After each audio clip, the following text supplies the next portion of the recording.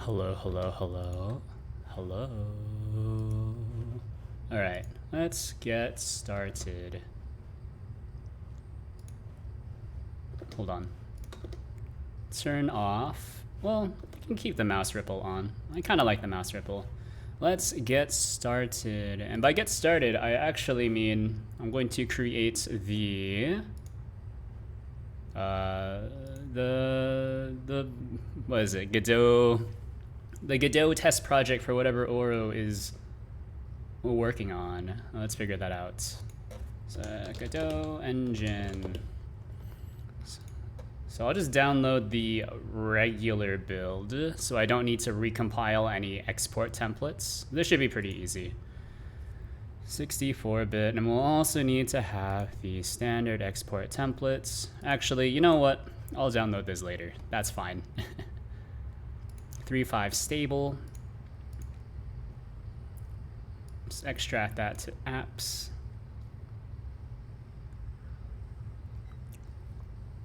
Did that work? I didn't see anything pop up. Yeah, there it is. So I have 3.4.4 stable. We don't need that. Alpha 12 is actually super out of date. Ooh. That was weird.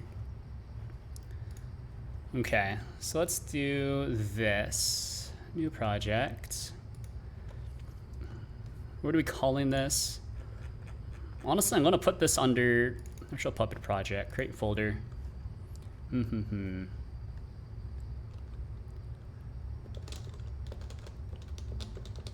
Virtual test. Or I guess demo, why not?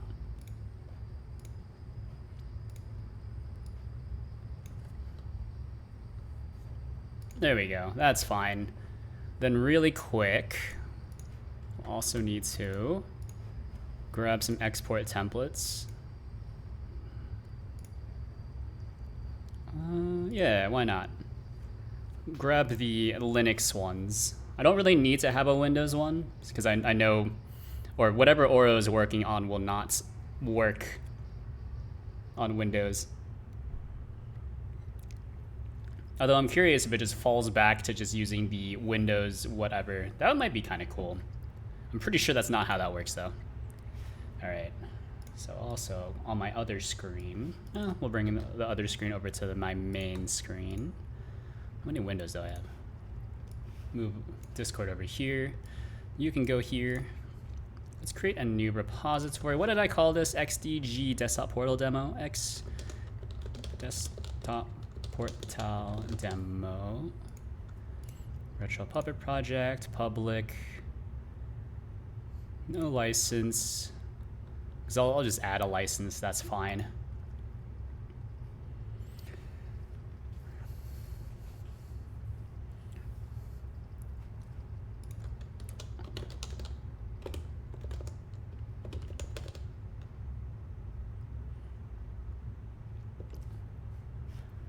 Okay. So in here, module applier, I think that's okay for now. I do need to work on that a little bit. Virtual Puppet Project, XDG, get init, get remote add origin. All right, and then we'll just need to copy what's out here, VPupper Godot modules, license, and also the git ignore of VPupper, I guess. Copy VPupper, pupper. All right, there we go. So that's pretty much everything. We won't push for now, but then we'll do a really quick canvas layer. Wow, call this demo. How do I come up with these names? He's too good. Structured. There you go. There's your demo. Let's do it like so. It's gonna be kind of ugly, but that's okay. That's what my parents said about me as well.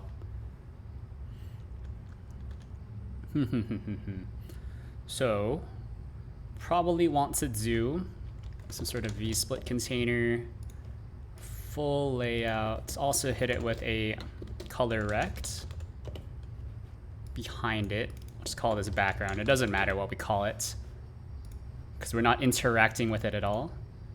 Make it like dark. Well, yeah, I like gray.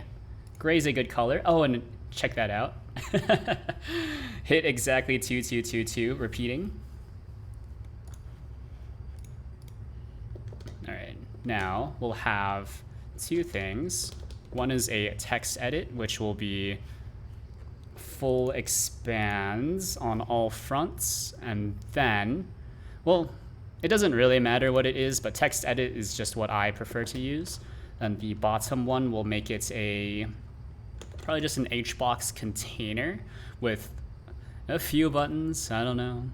We'll figure it out. So button. Really want these buttons to be probably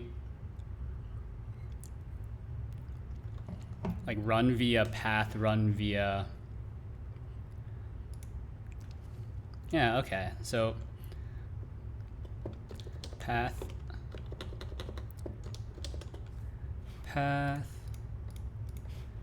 or env path, I guess. Environment path, environment path. Another one. Call it absolute path.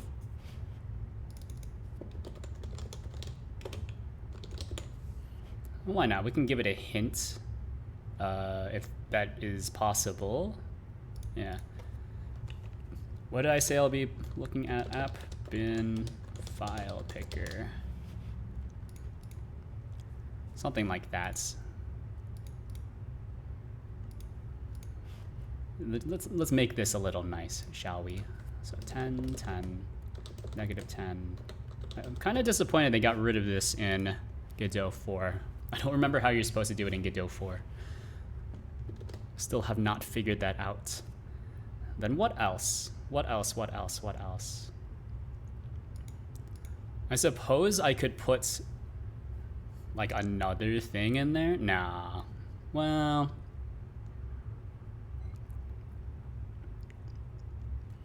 I don't know. Probably like a line edit. That's like a status bar. Line edit. Make this. Expand a hello Oro. Making some content out of it. Yeah, exactly. It's free content. It's not like I make any money from Twitch anyways. So it's fine. Don't worry.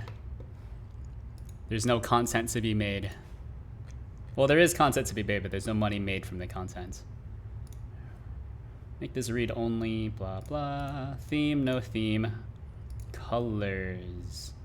There's one of these that I need to change. I forget though. Font color read only. That's right. Make it pure white. Line edit. That's fine. This is also going to be read only. Where's read only? Editable. Okay. Yeah, so the idea is you'll have these two buttons. I'm just going to explain it to you live if you're still there. So just click one of these two buttons. Environment path will execute the file picker at, you're calling it file picker. And I'm assuming that you just execute it with no args. And then absolute path is, of course, going to be app bin file picker as listed here. And I also just put it in the tooltip just in case. Making sure they account for spaces in the return path, or do you want that to be handled by the program itself? I think that makes more sense for the program to handle it itself, unless it's not. Well, actually, I'm not sure. I'm not sure. I think it would be better if the program, well, I don't know. I don't know, actually. I think you shouldn't handle it. You should give me whatever the path is, and then I will account for the spaces. I think that makes more sense because whatever you're giving me is, I mean, the actual path, right?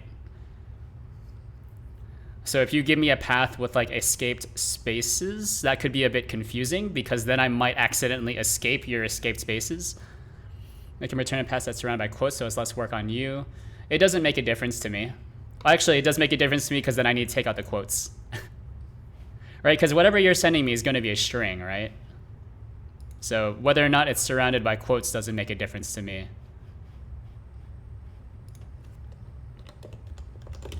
Yeah, I think it's easier for me logically if you don't escape the spaces and if you don't surround it by quotes. If you surround it by quotes, I'm just going to take the quotes out anyways. Or I'll probably even like assume that they're part of the path somehow. So that might be a bit unoptimal. Theme override. Nothing. Okay. Cool. Let's call this. This is the status. Just in case you think that you are, well, just so you have a little bit of visual feedback, right? So the plan is you'll click on both of these buttons. These buttons will correspond more or less one-to-one to how VTuber will be doing things, I guess. So I've already explained this. But I'll read in whatever path that you return afterwards. So the application, the demo will block until the executable, your executable exits. I think that's the plan. Then I'll get the output, try to read in that file, and then display it in this field here. Right, because I think that's the only way that I can reasonably handle output from an executable. Is my VPupper needs to block and then wait for your executable to die. Or I suppose it could also run on a thread. But we're just going to keep it simple.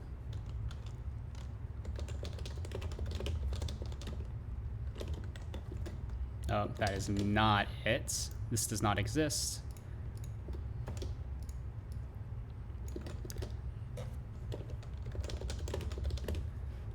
env path, env path button,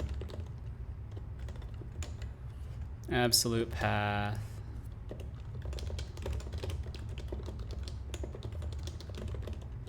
Yeah, so this is not going to be the cleanest code I've ever written, but it'll be good enough.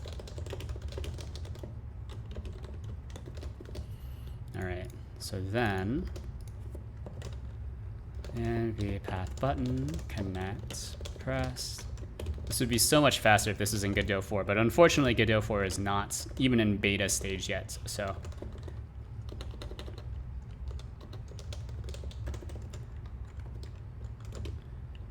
All right, then we'll just pass these as binds. I think that makes more sense. You know, the executable is active while the file is being chosen. Whatever it returns is the path of the file. Can you, or wait, so you're returning it to standard out, right? As long as it's being sent to standard out, I can read the outputs. If it's not the standard out, I cannot read it. Which is why I was suggesting a library at first. I think so, yes. Well, you're printing it, right? So as long as that's the only thing you're printing, that is workable. Shows up in the terminal, so I assume so. Yeah. So if it shows up in the terminal when you execute the standalone binary, that is standard out. So if you are able to, are you able to do something like file picker less? Does that work? Print none of cancel, so be sure to account for that. That's fine. Yeah. So if this command works, then that means that you are sending it to standard out. I'm sure there's a better way of doing that, by the way. That's just how I do it, because I know it works. So env path. Oh, actually, this is not a good way of doing it. Let's just call it env. We'll just handle it in separate functions. Why make it complicated, since this is kind of a throwaway project?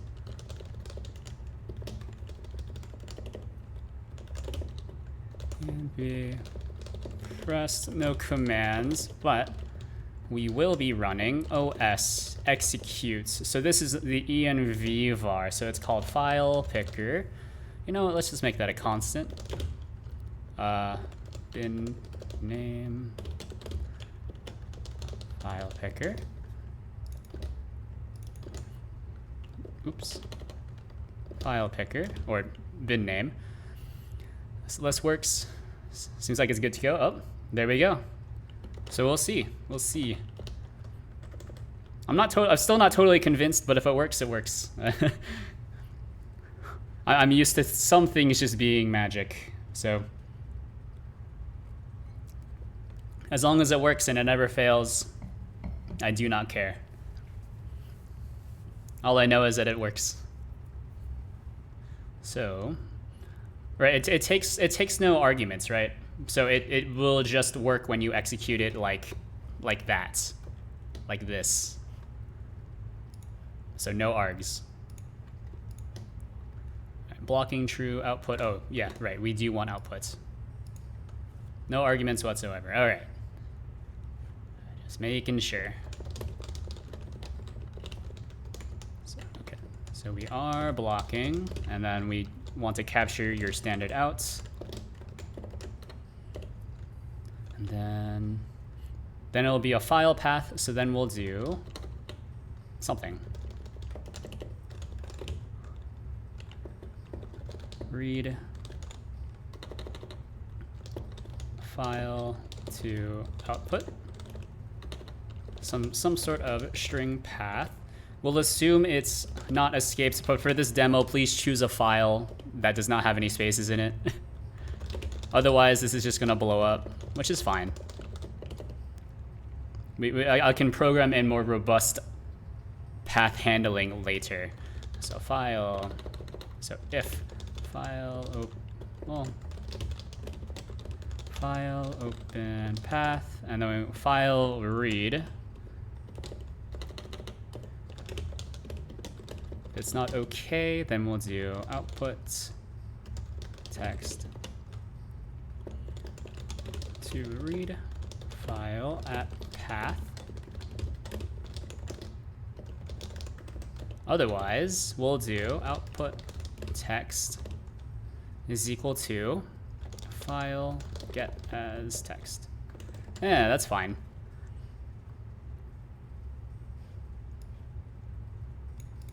Actually, we could even do it like this. If is okay, else whatever the heck this is beautiful. Okay, very Python-esque. Okay. So read file to output. All right, actually, hold on. Because you could potentially have more than one line of output, so I do need to check to see which line actually has outputs. So right now it seems to return a file. A proper path of a file is chosen, but if a user cancels, it returns an error code of 101 and prints a bunch of text. What kind of text does it print? So I don't think I can actually intercept the error. Maybe I can. I'm not sure. Oh, you know what? I totally can. So I can check the error code as well. So this will just be an integer. So if error is not equal to 0, then we'll do output text is equal to no file chosen, I guess. Else, well, I prefer this style of programming anyways. So short circuit instead of branching. Third main panicked. Okay, yeah. I mean that's your executable error. So you do need to handle that, I think, right? Because you're unwrapping an invalid option. But for a command line tool, that makes sense. Here's 101. I think you have to specify that. Do I have to specify that, or do you have to specify that? I'm not sure.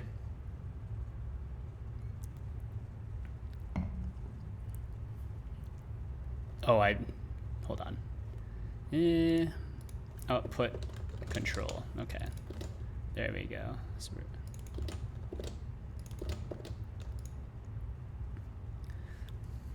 Seems to check for an error code of 0 in your pair. Right, exactly.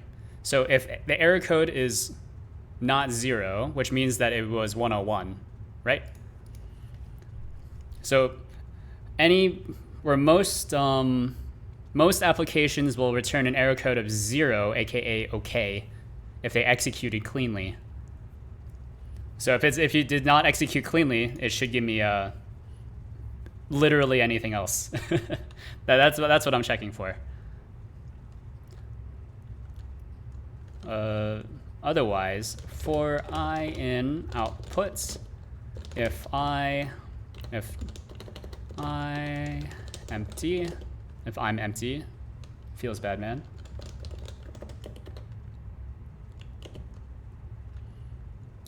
Then we'll do output. Well, read. We'll just assume that it's a file. Why not?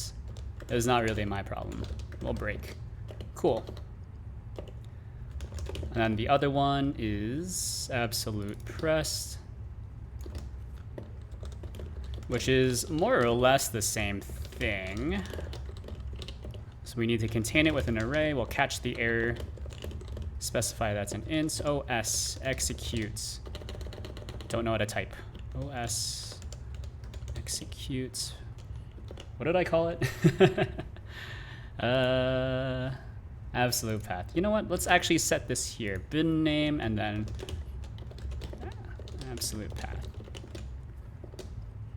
That's fine. So here's your absolute path. So we just want to check that both of these work.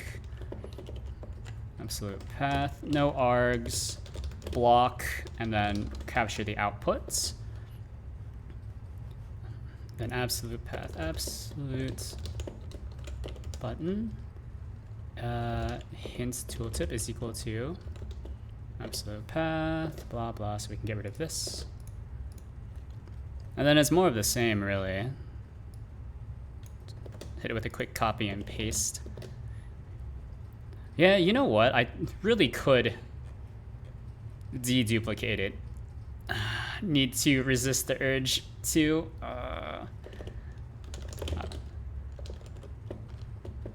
I'm not going to. All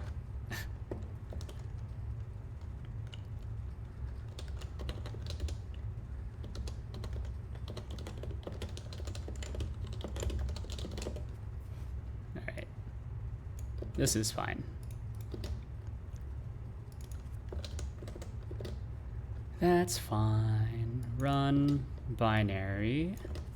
Then we'll just pass in absolute path.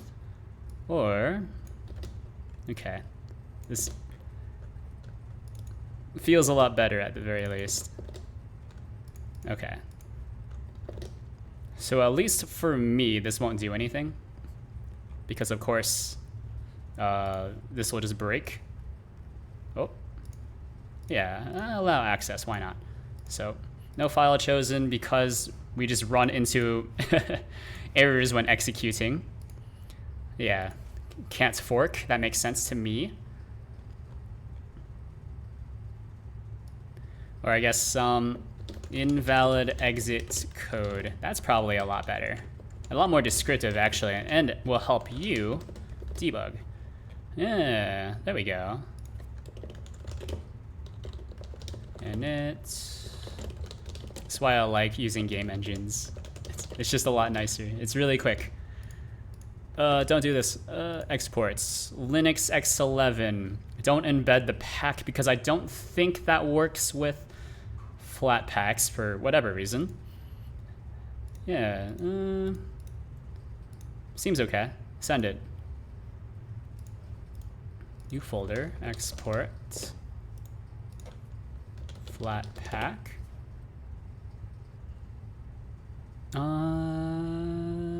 Yeah, why not? Okay. So here we are. XDG desktop portal demo. Here's the export. Here's the flat pack. Those are all the files. Blah blah blah. And then I will zip these up. And then I already have a Git repository set up. I mean, you just watched me program this, so hopefully this does not raise any red flags.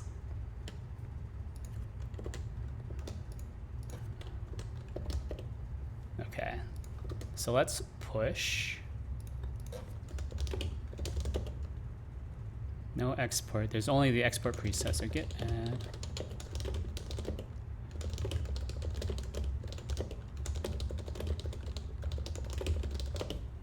All right, there we go. No readme, but who needs one? All right. So we'll just call it latest, my favorite kind of tag. A hello, needle mouse. Hello, hello.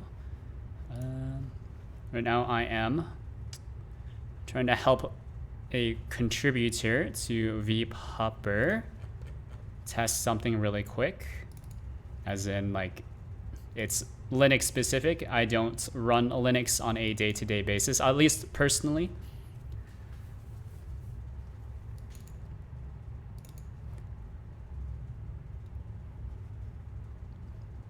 Yeah, there we go. So they're doing some sort of Flatpak thing. Should be fine. And then they'll just need to give this a test. Oh, Bend N. I recognize this guy from the Godot Discord.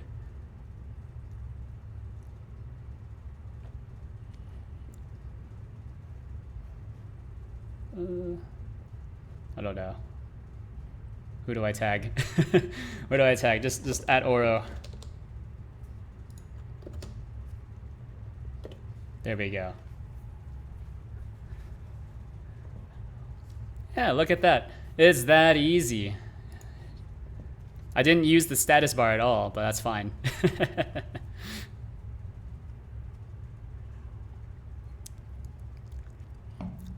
Should be fine. Unless there's some problems on the Godot side, but whatever.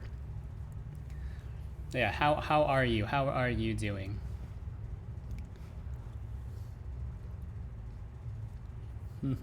What are they talking about in Discord?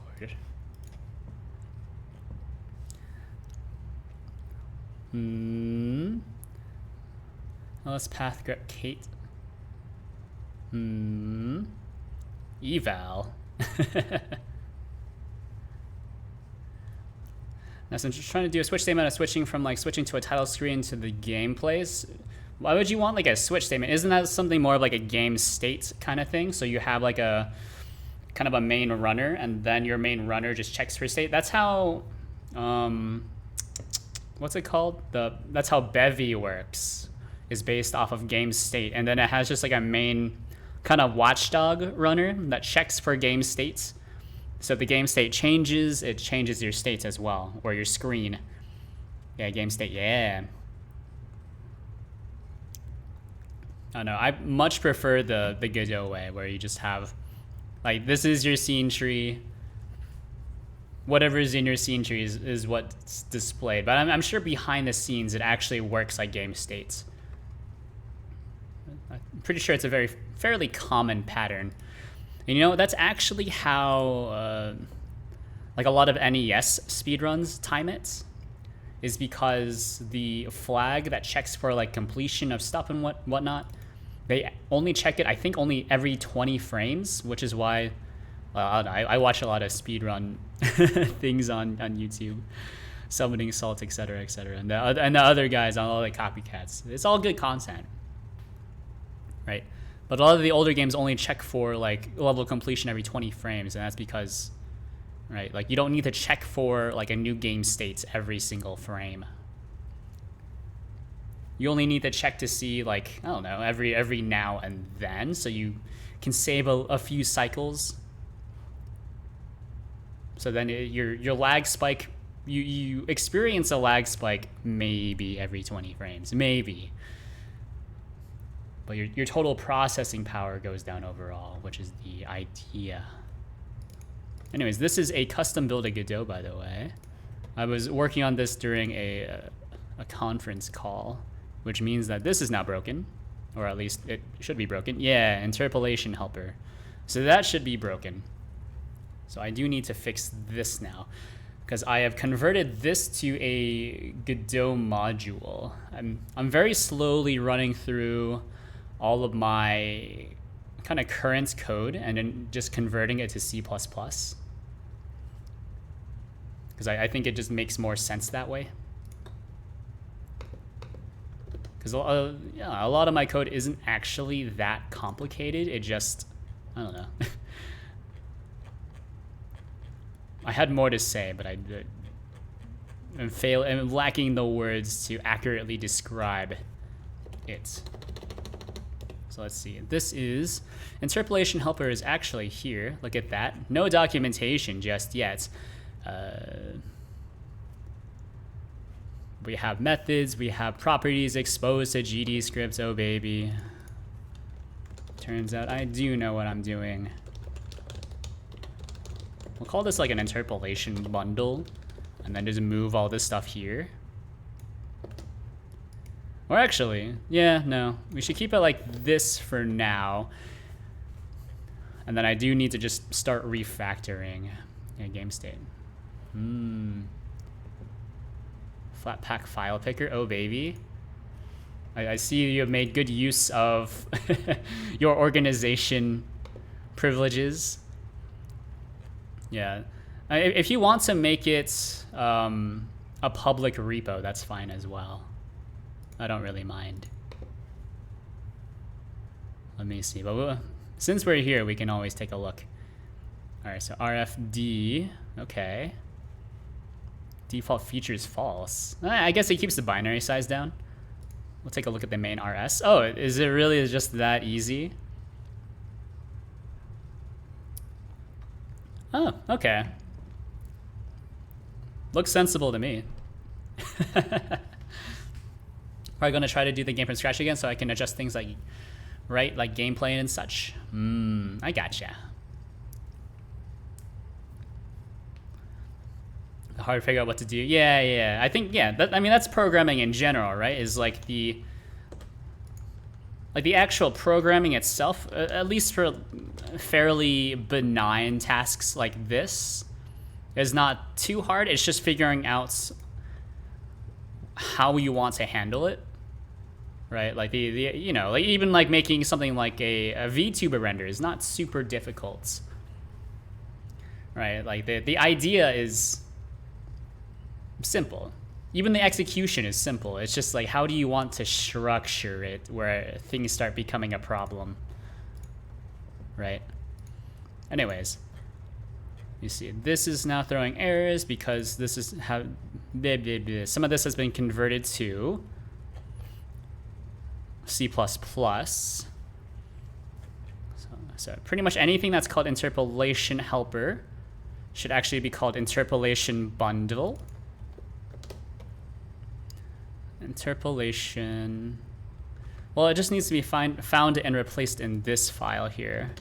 So interpolation. Match case match whole word. Yeah. Okay. So this will be called. Well, hold on. Interpolation helper needs to be called interpolation bundle. Yeah, I am somewhat seriously considering trying a Rust port of VPupper, but I'm still on the fence about it because I think that would probably just be a waste of time, right? Because I think Rust is just is too much of a pain to write a whole thing in, especially by myself, because I'm not really a programmer, right? Or at least I don't have the discipline really to be an excellent programmer per se. It's not really my thing. All right, so interpolation, we can get rid of this actually. So anything that was using interpolation, don't need it. Sonic Frontiers is going to come out in November. Pog, does it look good? I don't know. I'm not really into Sonic games. As I've said before, I've only played like the weird Game Boy Sonic, and I've played through Sonic Adventure 2 as well. Although I think my favorite campaign was Shadow Campaign because I was pretty edgy when I was a lot younger. And by a lot younger, I mean like 10 years ago. Which, depending on how old you are, is either forever or not that long ago.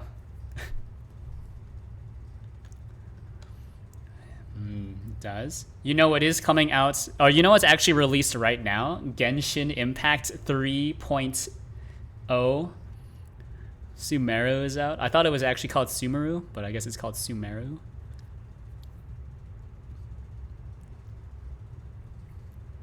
See, I think honestly that's probably one of my most played games.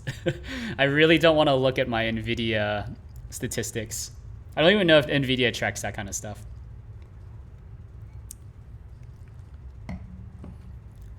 So this will just be called, I think just interpolation helper.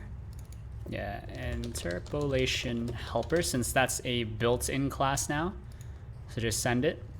Oh, I see. And then we can't.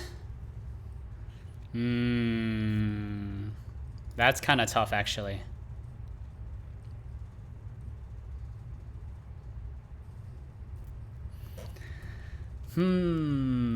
Yeah, because it's a built-in class, you can't. That's one of the weird things about Godot and GD script bindings, is that you're not able to have an actual constructor unless you make some really big changes to how GD script is parsed. Seems to be working for me. Does it work? So are you able to click on like a text file and then it shows up in the outputs? I mean, that was the idea for me at the very least. So if you have some sort of completely random thing, right? So this is the thing that you're testing, right? So if you click on this, it shows up. You click on the file, application unblocks itself, and then it loads in the text here. Is that's what's happening? So you have a text file. Hello, the big Lee. Nice emote. Can toss together a manifest currently, but running it natively works. Okay. Okay. So, but see that's the thing is, I'm still not super convinced it'll work in Flatpak. But if it works in Flatpak, that's the thing. Like, I'm sure the XDG thing works natively. I'm just not sure if it's gonna work inside the Flatpak. How you doing? You know, I'm doing all right. I spent about 30 minutes throwing together a test application for XDG Desktop Portal, which is a way for Flatpak applications to communicate with the desktop. How cool. How fancy.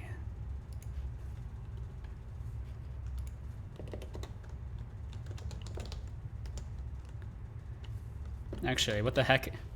So interpolation helper, how did I define this previously? I don't remember. I'm the one who wrote the application, or wrote the module, but I just have no memory of how it works. Seems to work. It works in a Flatpak. I'll put it. See, that's the thing, is I'm not sure if it's gonna work in a Flatpak. I would like confirmation, and then I'll believe it. You know, seeing is believing, especially in programming, because the computer will almost never lie to you. I mean, the computer can lie to you, but you know, I don't know. It's not really up for me to decide. From the rest of the stream, yeah. Thanks for putting together the XDG thing and helping test the thingamajigs out. Yeah, ciao. Take it easy. Sorry, I don't speak Italian. So let's see. This is... What was I doing before, actually? I've just completely forgotten how my code used to work. It's a good sign. All right. So vertical screen, just so I can have two things on screen at once. I actually... When I'm on stream now, I kind of miss having the usage of my top screen. I like having more than one screen.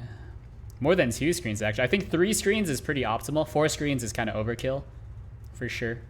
Because I almost never use my bottom screen.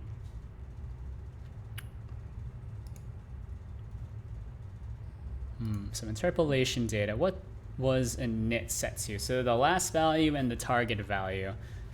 Well, I mean, it's fine if they're all zeroed, I suppose. Yeah, should be fine. Should be fine. So global sets target value is equal to, what did I set this equal to? 0? Or actually, I can just call global set both rates. No, that's the rates. No, okay. I guess we should just then initialize it like this, like last. So you have your target value and your last value. Yeah, it's better to just initialize it like this. Yeah, because they are just initialized as null in the code here. Let's go hardcode octo screens. I'm not sure what I would use the other 4 screens for. Like sometimes, like on my bottom screen, I'll put Spotify or something down there. But after that, I'm just like, I don't know. Like, what am I going to use the rest of my screens for? Like, I suppose with 5 screens, the 5th screen, I can have a YouTube video open or whatever. But, I mean, that's just what my other computer is for. And then after that, I just don't know what I would use any of the screens for. And actually, if I'm listening to, or if I'm watching a YouTube video, then I'm not listening to Spotify, right? I mean, at least I'm not. I suppose if you're in like security or whatever, it might be helpful to have that many screens. Not really my thing though. I'm not in security. So this is vector 3, 0. This should just work. Bone rotation, target value. Actually, you know what? Interpolation data, where are you at? Just gonna slap you over here.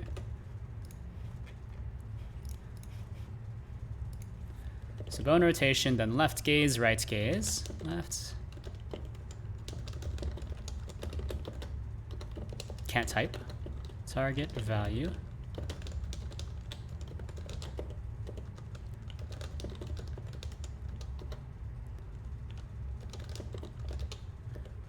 Last value.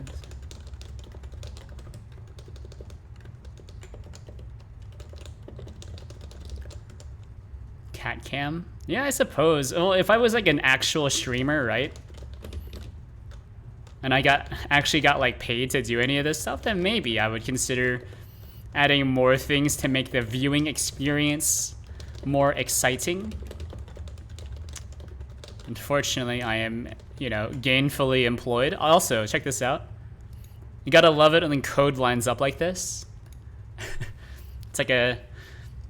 Oh, actually, look at that. It's beautiful. Raising the bar.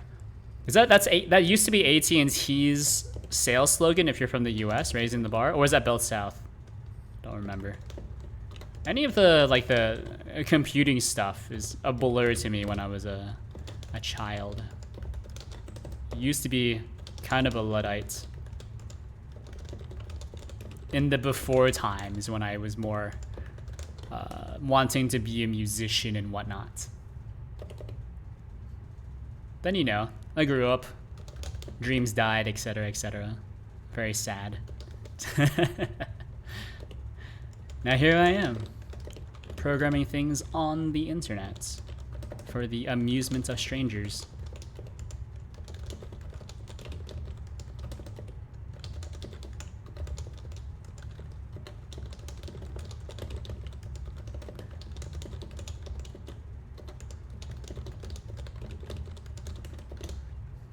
I think I'm going to a Floato window manager like Wayfire. What's Wayfire? I've never heard of that.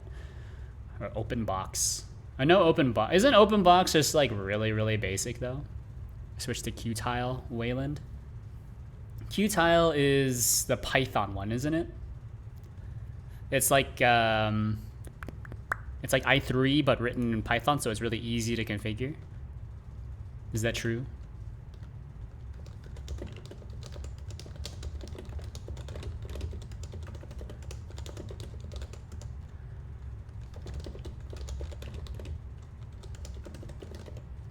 Wayfire is a Wayland floating window manager. Is it new? I've never heard of it. Wayfire. WM. Modular and extensible thingy. Okay.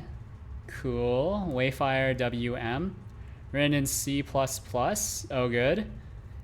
Uses a little bit of GLSL. I'm interested into what it's using GLSL for. Oh, okay. Interesting. A fragment shader for what? Or there's some sort of animation. It looks like it's doing like a ripple effect in the middle, and that's what this is for? Okay. Did you like how I was able to just read that shader? But I've been studying up on shaders.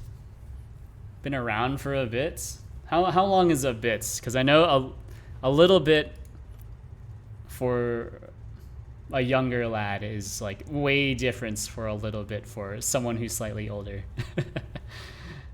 Like when you talk to like a really old person, so like someone like a retiree, a little bit can be like 10 years. Like, yeah, it's been a little bit. Yeah, like 10 years ago. Like you talk to somebody who's in their teens, like, yeah, a little bit. It's like a day ago. For me, a little bit, like I say I've been working for maybe a little longer than a little bit, but I've really only been working professionally for 5 years now. Which, you know, be like, oh man, he's been working for forever, but yeah, I don't know. I mean, most of my coworkers are in their 50s, so I don't know. Like, actually, I'm about to be working with someone around my age for the first time in 4 years. If only because one of my coworkers is having another kid. So I was like, wow, that's crazy. His mofo has 3 children. And he's only like 10 years older than me.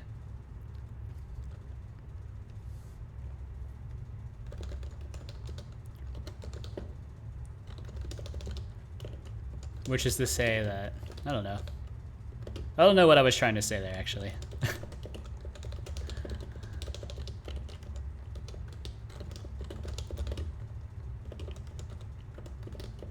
Alright. So eyebrow steepness left, eyebrow. I don't know why I even agreed to do the eyebrow things. Because they're not even implemented yet. Up, down, left, last, value. Quirk left. This is something I still also do not understand what this refers to.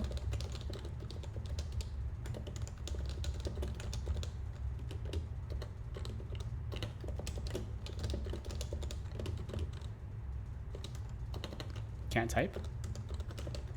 There's a Sonic Frontiers. I want to try to save up for a PS5 or Xbox. Isn't it like is it not coming out on Switch? No, I would assume like a Sonic game would be coming out on Switch, right? Because that seems like the ideal platform, right, for a Sonic game. Somewhat unrelated is that my company is looking into Sonic Colors, I think, as a case study for open source software. Something like that. I've offered my help in researching that, but you know, whatever. Even, like, nobody likes consultants, man. Not even your own company. Then once I mentioned that, yeah, I'm in, you know, like, which division are you from? Oh, I'm in consulting. I said, oh, okay. And then got ghosted after that.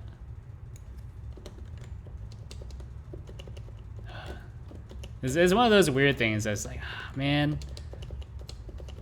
nobody likes consultants. I kind of wish I was just like a regular employee. Like I am a regular employee, but not in the like the standard sense, right? Like I'm not contract, right? I am salaried. But you just don't get the same respect that a real regular employee gets. Which is fine, I guess. Up until you start trying to voice your own opinions. In which case, then you just get shut down pretty much immediately. which is fine. As long as they keep paying me money, I don't care. Well, I do care, but you know, the money makes it easier to cry myself to sleep. Runs well on Switch. They even showed proof. It has 30. Give me 1 sec. Am I getting robbed? Am I getting robbed? Give me 1 sec.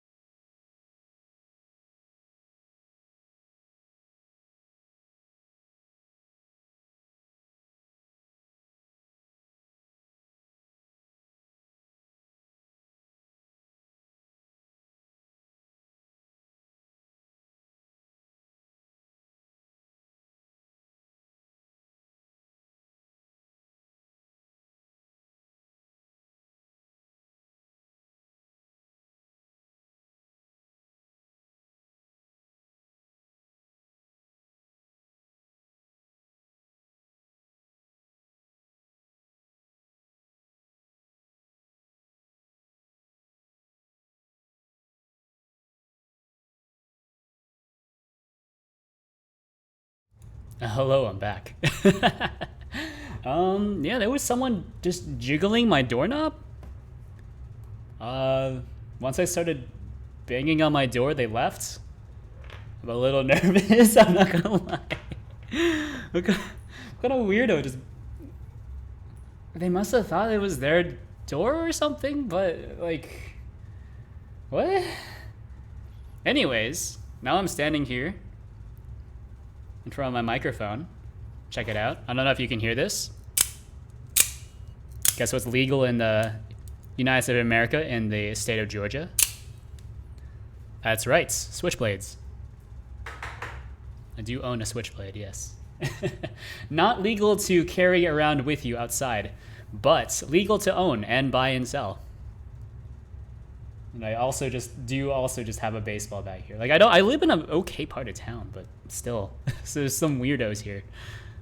I don't know how they got into the building, or who it is, because it's only 19:30. It's 7:39. So they shouldn't be that drunk yet. Yeah, Sonic Colors Ultimate actually does easy. Yeah, I saw that. Yeah, I actually I pointed that out to the people that are doing the case study stuff, and then they completely brushed me off. And then someone else chimed in with the exact same thing, and then they were like, "Yo, thanks for the contribution." And then, okay, I see how it is. Yeah. Yeah, it's a it's modified, and there was a controversy about how the people who did the Switch port did not properly accredit Godot during whatevers, right? So there's all that good stuff. Yeah, but Godot is they set up their own kind of shell company, I guess, so that they can actually keep certain things closed source, so it's easier to do ports to consoles. Because of course, when you're porting to consoles, you do need to interact with the console API stuff. Yeah. And if you want to interact with the console APIs, you do need to sign like an NDA, which can be kind of tough. Anyways, let's give this a try. Should be fine. Might need to close and reload the entire project.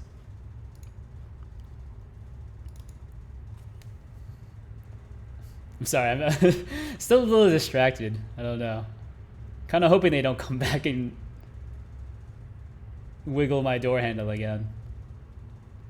I guess this time I'm ready, but because now I'm expecting it. But now because I'm expecting it, I'm also super distracted.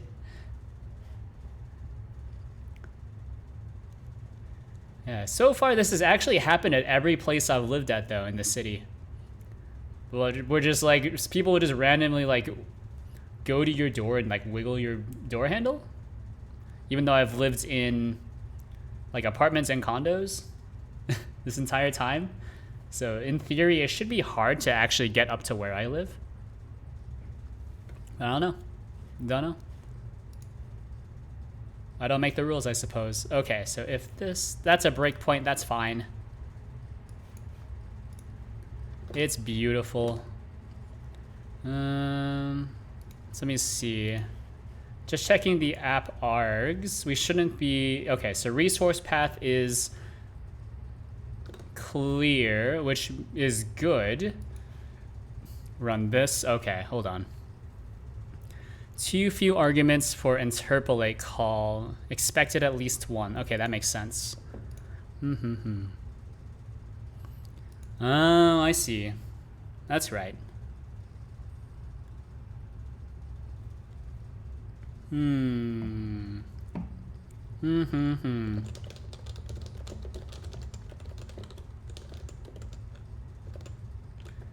Interpolation rate. So I do remember I changed this so it's more explicit.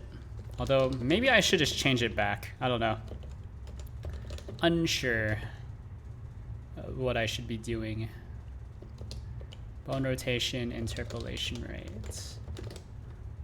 Okay, so it's ugly for sure. But that's fine.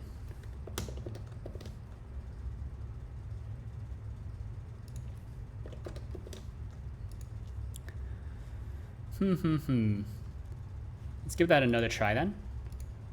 Load in here. Invalid set index damping on base interpolation helper with value of... Oh, I see. Okay. Hold on. Okay. Let's go back to... Let's get compiling again. Everyone loves a little bit of compiling. Godot. Yeah, this should still be valid. Okay. So here, I do need to expose... Oh, you know what? I knew I was missing something. The damping value. Last value, target value.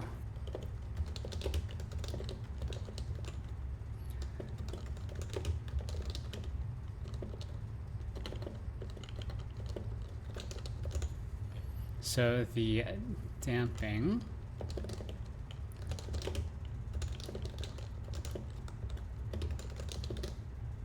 Go, and then we just need to write the implementation here. Set target value, set last value. Okay, so last interpolation rates.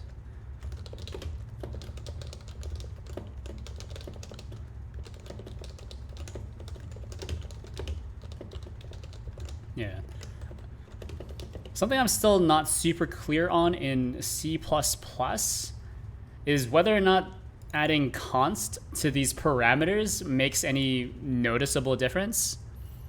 If you know what the code path is going to be, right? Because I know like you can actually treat this as an override, right? So you can have set damping twice, or not, maybe not override, but what's it called? Overload, that's right.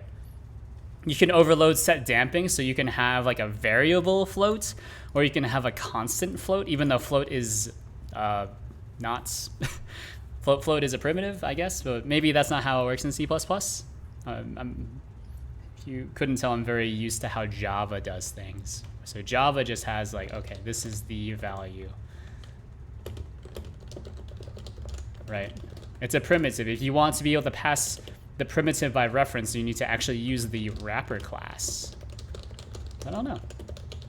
Maybe that's not how C++ works.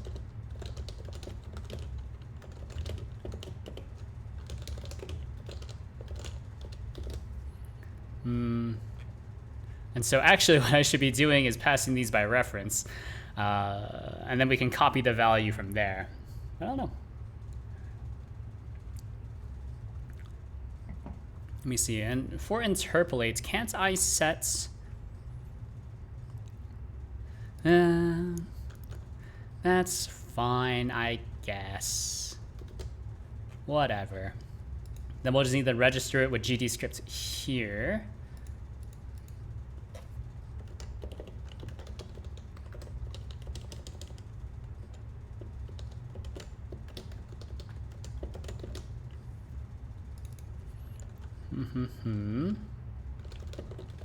Set damping.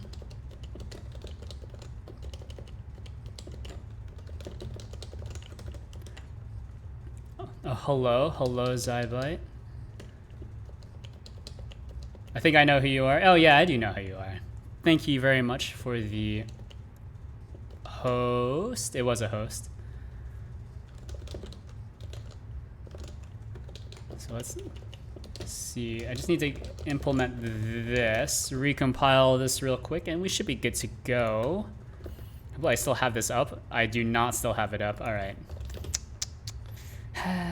Okay. Godot. And then we'll just hit this with a build. So build editor. Shouldn't be too bad unless we hit the 1 byte of bad RAM in my computer and my entire computer blue screens. Oh, hello. Sorry I couldn't really be present. The last few times my life has been a little bit of hell. I hope you're doing better. Yeah. You know, I take no offense. Just know that you've made an enemy for life.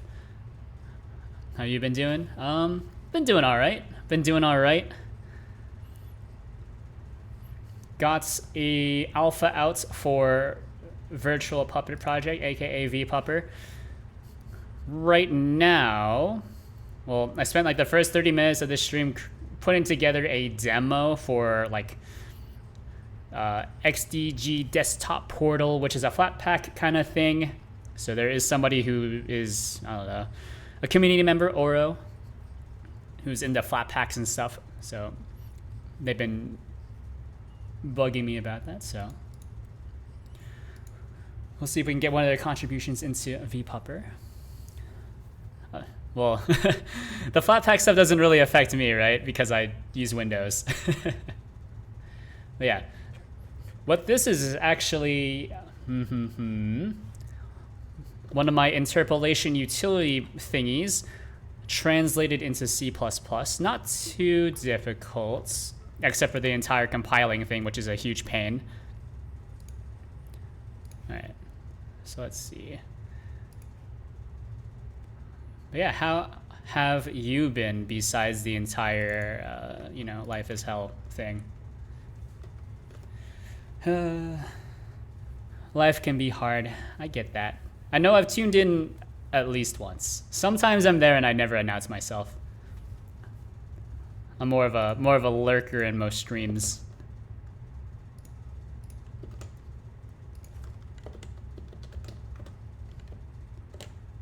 If only because I'm honestly like not there for the most part. I'm mostly like, I don't know, either like reading comics, aka manga, because I'm a huge weeb, or I'm also working on games in my free time. I've rewritten. Oh, I should not have double clicked that. I've rewritten one of my projects like I think 10 times now, because I just did not like how it felt. So instead of like trying to rework the entire thing, I just started over from scratch. This project is one of the ones where I'm like, I'm not gonna rewrite it. Just don't rewrite it until you get to a finished state, and then you can rewrite it. Is that not too much, to be honest? Lurking is totally can't appreciate it. Yeah, I feel like, yeah.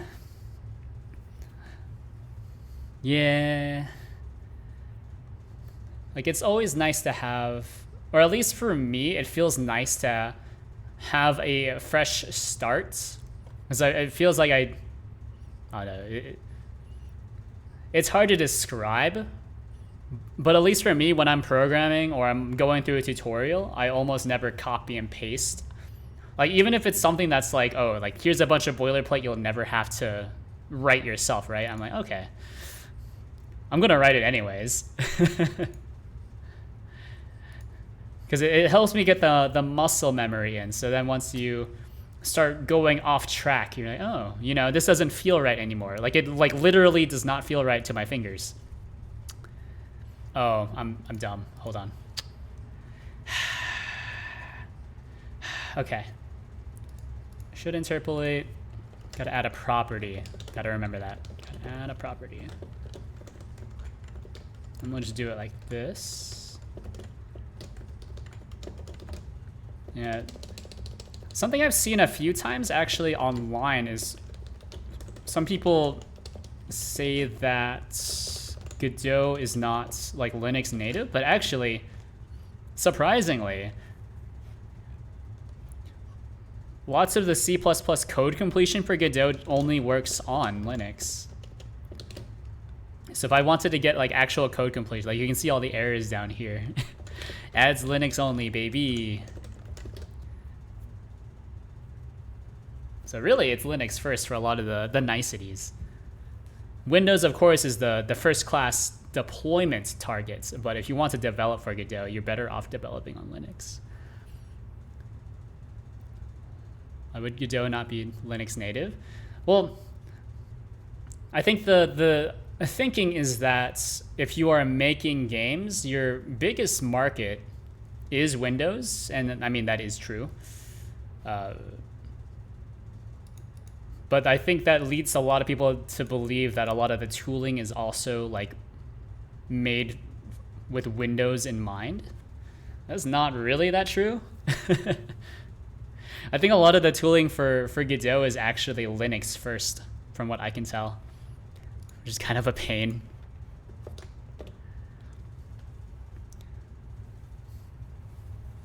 But I think that's just a symptom of also how like hostile Windows is to not doing things the Windows way, or the Microsoft way, if you will.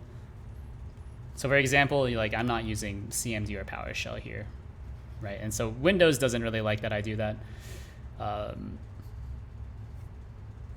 And like Scons also doesn't like that I'm running on Windows, so it doesn't generate the compile commands, etc., which is what you need here in order for like a good code completion to work. It's kind of weird thinking. Yeah. It's a classic gamer moment.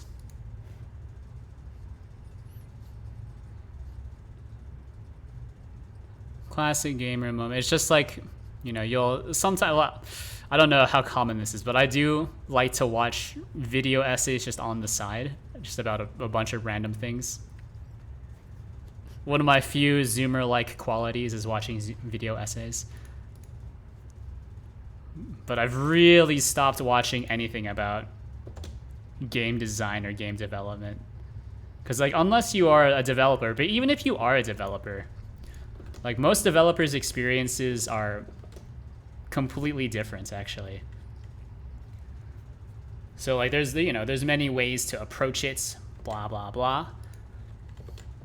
But the biggest one that gets me is like people who think, you know, why is it so hard to balance your game, right? Like I'm not even asking for new mechanics. All you need to do is, you know, just tweak some numbers, man. It's like, it's not that easy.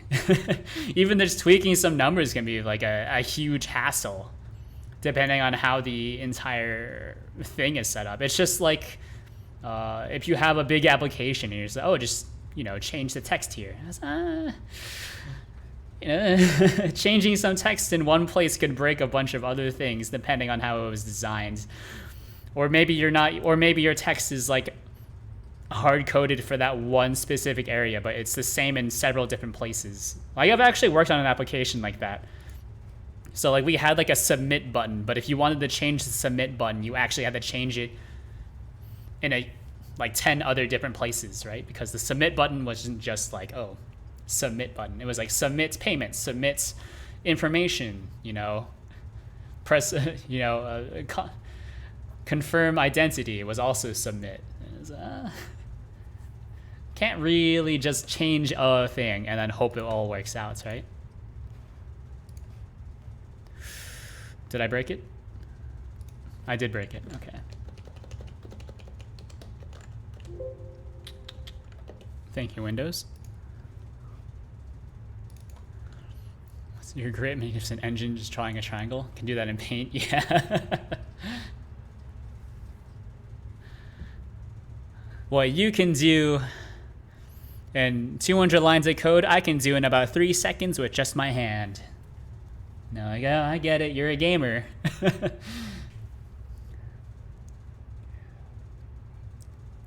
Yeah, you've been poking at. Was it Vulkan with D? Question mark. Or was it Vulkan? Was it OpenGL? I think I might have seen something about BGFX. I don't know. Or maybe I've just been seeing a lot of BGFX recently. Or was it SDL? Those are the big ones. I've just kind of thrown a bunch of names at the wall. And hopefully you can lead me to the right plot. But I'm pretty sure it was Vulkan, right? Or I've been also working on a game engine in the background. Or maybe not a game engine, a renderer. I haven't touched the like file loading at all. I haven't touched the audio at all. It's all just been like, how do I move something across the screen in 2D? And then how do I scale it up and down? Which is surprisingly tough. Surprisingly tough. Because it's just does so much shader magic, which I hate. I hate shaders. But if you want to do any sort of graphics, you need to get good at them. Yeah, Vulkan and D-Link. Yeah. I knew I remembered correctly. BGFX was recommended and didn't decide to use it. SDL was also used.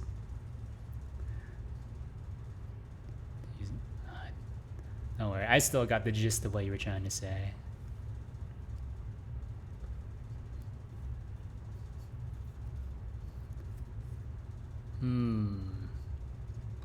It's much better than what I usually get on conference calls, which is like and then just kind of try to figure out what they were talking about from context. All right, once more with feeling. I suppose, have you seen this yet? Look at that, how fancy. It's a custom splash screen made by community member Ash Kaijin. Yes, I remember things. So I think it's been recommended to me, so maybe I should just keep this as the intro screen. And then once everything finishes loading in, I kind of like move this logo up and then display all of the runners here below it. And I was like, you know what, that actually makes a lot of sense. And then I can have a I can hide all the settings with like a little gear icon in the top right, or maybe like the bottom right, maybe top left, so I don't know. A small render is actually quite a lot of work. Yeah, rendering, tons of work. It's like synchronizing audio, I looked into that. That's also a ton of work, right? Because it's like you want to synchronize it with the main thread as often as possible, but you don't want it to run on the main thread, was my understanding. Otherwise, like if your application lags at all, or if your graphics rendering lags at all, then your sound will also become really scuffed. But you also don't want to offload audio rendering entirely to your other threads, because then that's how your audio becomes desynced from what you're expecting. That sounds like a really hard thing to puzzle out. Something like that. Anyways, check this out. So we have iFacial mocap running. And I gotta move my drink so I don't knock it over and spill it. I'm drinking some mead. It finally occurred to me that, like, oh, you know, the fancy bottle shop, the fancy liquor store that one of my old roommates was talking about, it's actually like really close to me. All right, hold on. All right, so this is iFacial mocap. I totally blanked on the fact that for my own birthday, I bought myself an iPad. All right, let's find somewhere to paste my IP address so no one is able to find me. Then I need to poke this. Okay, this should be fine. I mean, at least hope your app is not using 40% of my CPU. Don't seem to be made lots of progress, and it does have feature parity with VC Face. It's already better than VC Face on Linux. Yeah. It used to be near feature parity with VC Face in prior versions, but it was also like way messier and just horrible to try to add features to, which is why I rewrote the entire thing. But okay, check this out. Because it's an iPad, it's also like really big. So I'm kind of struggling with holding it in front of my face. Look at that. Look at that. Wow. I think it's a lot more accurate than OpenCFace in terms of facial tracking. And then if you were to have a more advanced model, right, that can actually make use of all the blend shapes that iFacial mocap sends over, then you can get like I don't know, like all of the AR kit stuff, right? So you have the mouth stuff. I don't know how to describe it, but there's like, you have separate mouth open and mouth wide blend shapes in addition to the jaw blend shapes, which I'm not sure actually what the difference is. All I know is that I can't use mouth closed. For this, I actually have to use jaw open, and I'm not sure how those are different.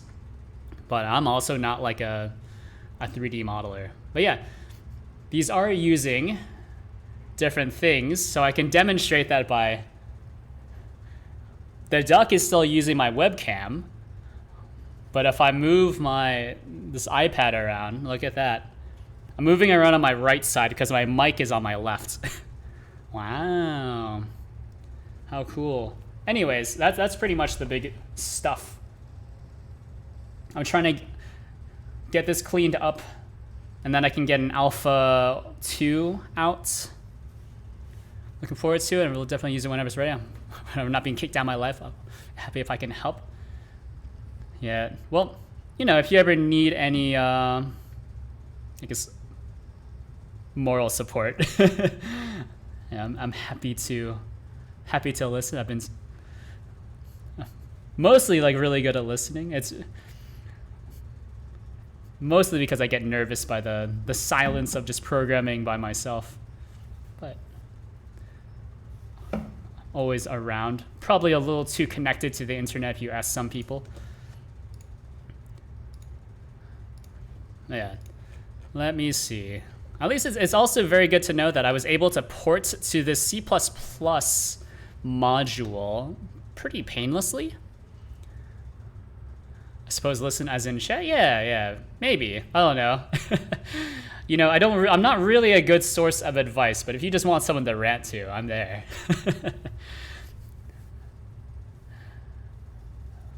I think my approach to emotional problems is not the greatest. So, but I do know that, like, you know, spilling your guts to somebody who is more or less impartial, it can always feel good. I don't know. Maybe you actually want someone to empathize with you, in which case, like, you might want to look somewhere else, but yeah, I mean, I think I was starting to talk about it, but my approach to a lot of problems starts and stops at a liquor store. So, do I have the best coping mechanisms? Probably not. Probably not. But it works for me. And you know, I've managed to keep a pretty good handle on life so far. So, and no cirrhosis just yet either. Because I don't actually drink that much, even though I make it sound like I drink a lot. So, you know, basically, if you want someone to rant to, I'm there. I'm good at listening and then doing the ask questions. It sounds a lot more callous when I say it out loud like that, though. I don't want to burn you in, but I can tell what's going on if you're interested. Yeah.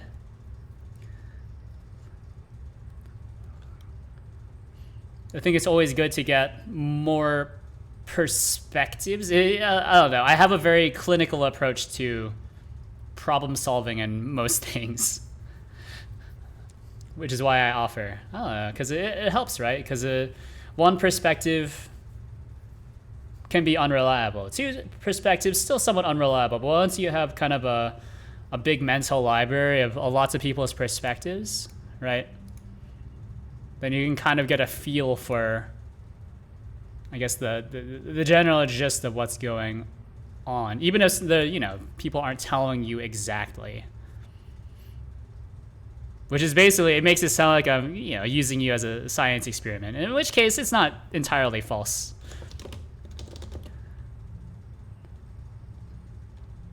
You can do whichever you want to do.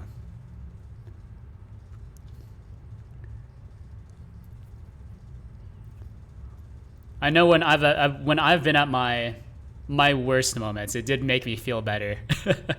And I was like, hey, just like shut up, listen, don't say anything back. And then after that, I was like, you know what? I feel a lot better. Don't ever tell anyone else. It's all right. Felt pretty good.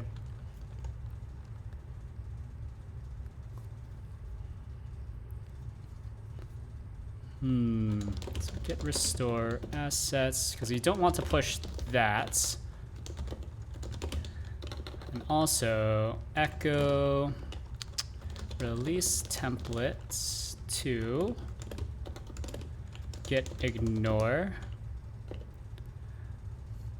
All right, so keep it short. So the company had a very unfortunate split.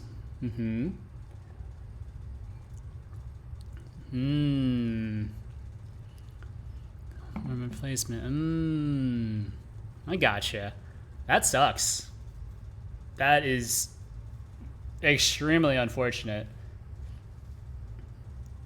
So I'm assuming that there wasn't like a contract in place beforehand either, right?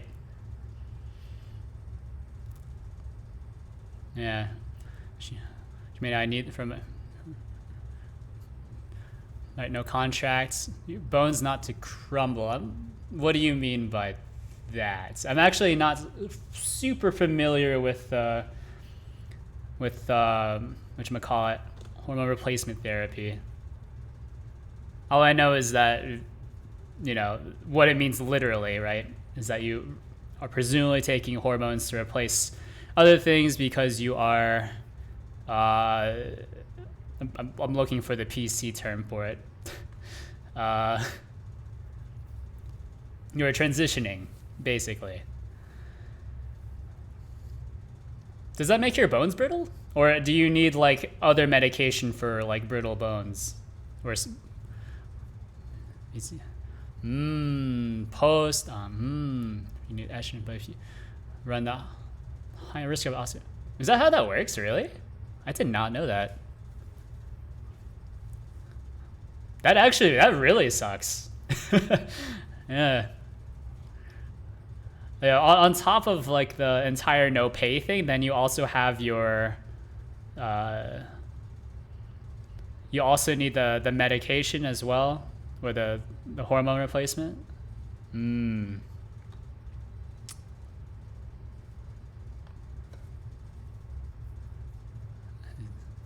entire gaslighting thing, I can also feel you on that. That's something I can actually pretty well empathize with. That was pretty much the entirety of my high school experience, was being gaslit. Maybe not in the same way, of course, right? Because there's no money involved. Once money gets involved, money corrupts everybody. So I can't imagine the position that you're in. Yeah. Well, I mean, do you have a plan going forward? Is that, or are you still just trying to figure out what good next steps are? Or are you still kind of in the the recovery phase from all of this, from the shock of betrayal, which is probably the one that cuts the most deep, at least for me at least.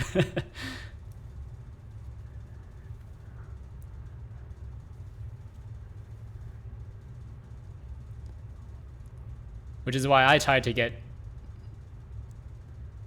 especially at work, a lot of things in writing as much as possible. It doesn't always help, but it makes me feel better about myself.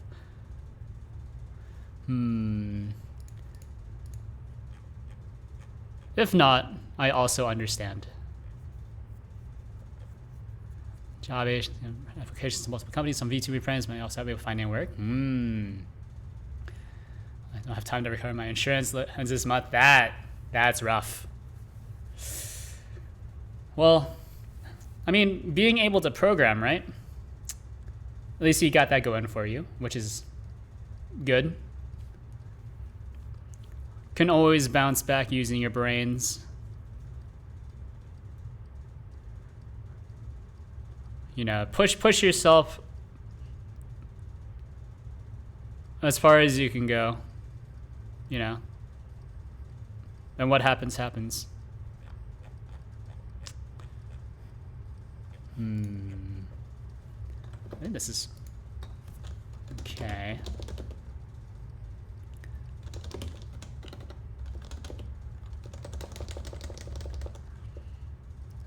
Server administration, which I'm also trying, just something that keeps me afloat for the time being.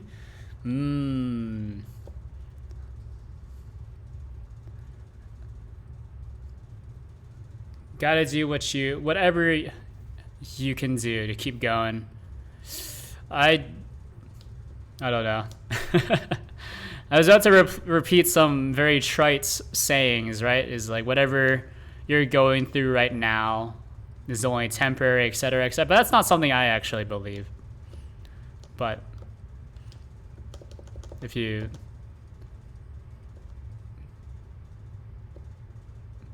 know, whatever is happening right now, it might stop now, it might stop in a year, it might stop in 10 years.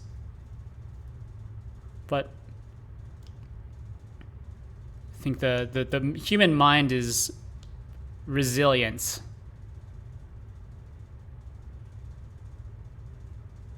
You'll find a way forward.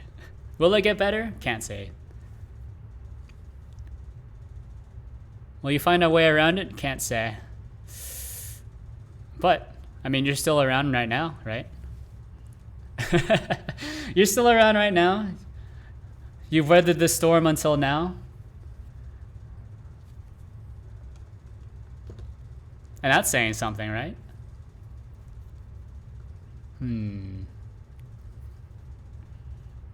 It's impressive in its own right.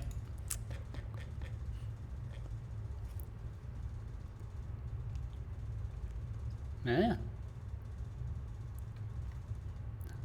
May get better, may get worse, but you're still here.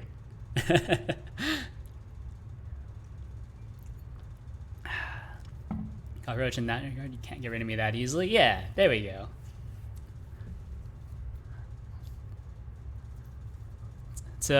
That's a mindset to be in, for sure. Just gotta outlast all the others. Something about this doesn't seem right to me, which is why I keep staring at it.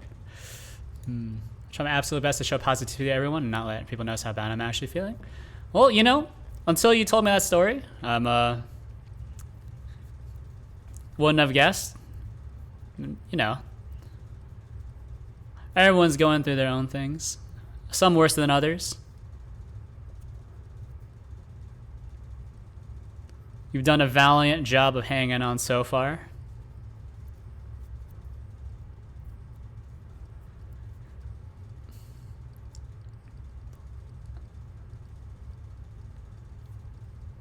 What more can you ask of a person?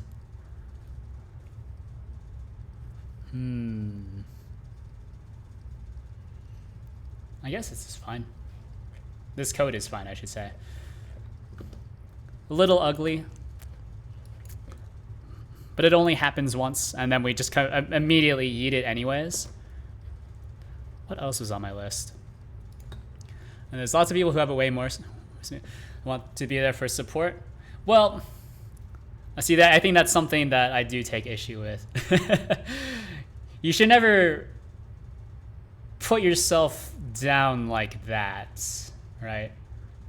Like, are there people that have it worse than you? Yeah, but like what you're going through is also like not good. So like, I mean, you're just because other people have it worse than you doesn't mean that your problems aren't bad as well, right? Because things could always be worse, right? Like you could be like in I don't know, like Guantanamo Bay right now. I mean, that's a very American take, but you could, I don't know, be in a government-sponsored torture facility, you know. But that's not irrelevant right now, right? What's relevant to you is that, you know,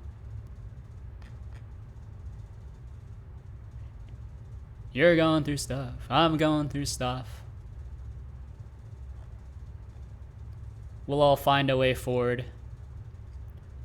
Hopefully at some points, you know, things will get better or your mind will adapt. At this point, things are just how they are. Yeah, I don't know. I wish I could be more positive, but that's just not how I am. I'm more of a mind empty, no thoughts kind of person. Which the alcohol definitely really helps with.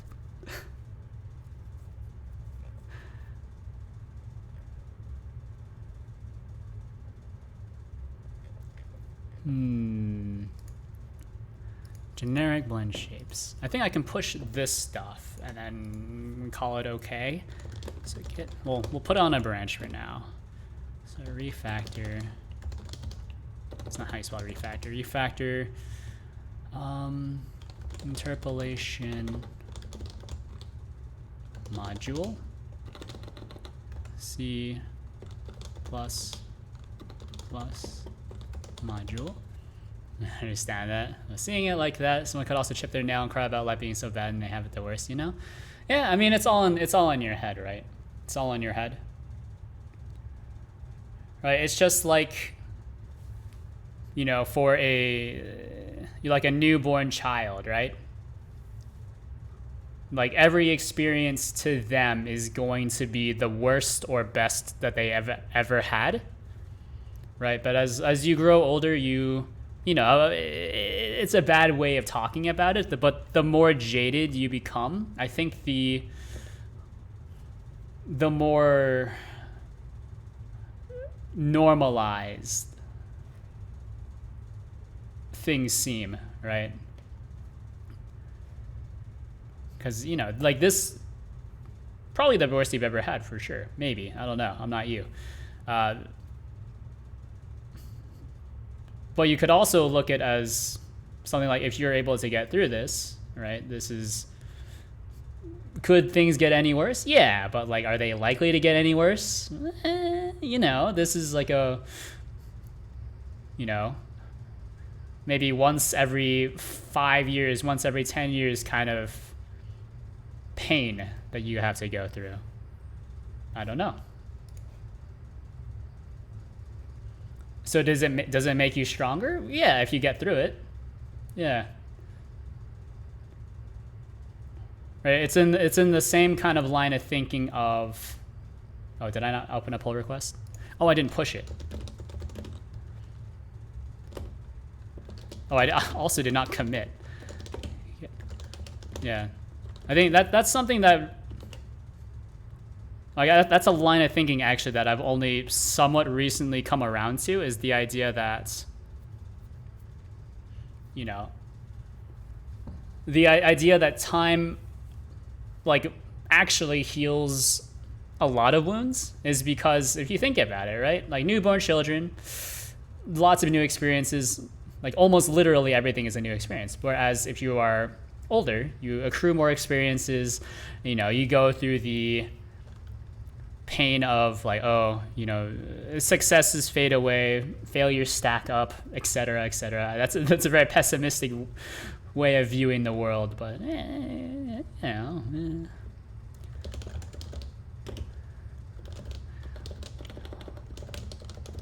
But on the other hand, right? You know, every failure past a certain point doesn't really hurt as much. You know, every wound you receive to a certain extent doesn't hurt as much. And so, you know, in a physical sense or a mental sense, emotional sense, the fact that it happened and you're still here that's a good thing, you know? Something like that.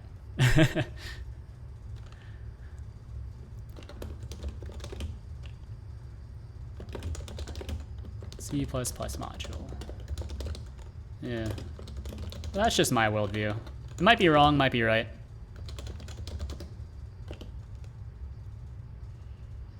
All I know is that I never want to... You know, there are certain things I would never want to do again for sure. Like it sounds really trivial, right? But like I would never want to become a fry cook again. I hated fry cooking like with a absolute passion, but that's because, you know, 100% took advantage of me when I was there. Would never want to go through, you know, getting hazed in college again. That was pretty bad. Or getting hazed in university. Something like that. Oh, thank you very much for the hydrate aura.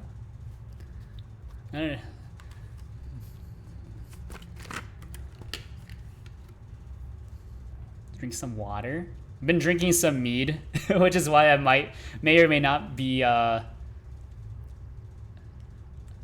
talking as eloquently as I could be.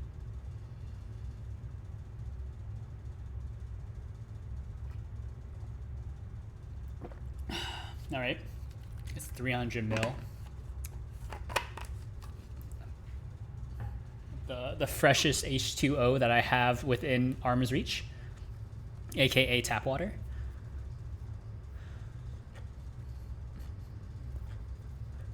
All right, draft pull request. Let's see. Yes, drink more water. Drink more water for sure. Same with AR now. My view on AR will be forever connected to me, being used by my ex-friend and work partner. Augmented reality. Oh yeah, okay. So you were working in a augmented reality kind of thing. Yeah, okay. That's tough, right? That's tough. So, I mean, I think the question that you always kind of hear is, are you going to let that affect you for the rest of your life? And if you do, I think that's fine, honestly. I think the people have held on to much lesser grudges, for sure.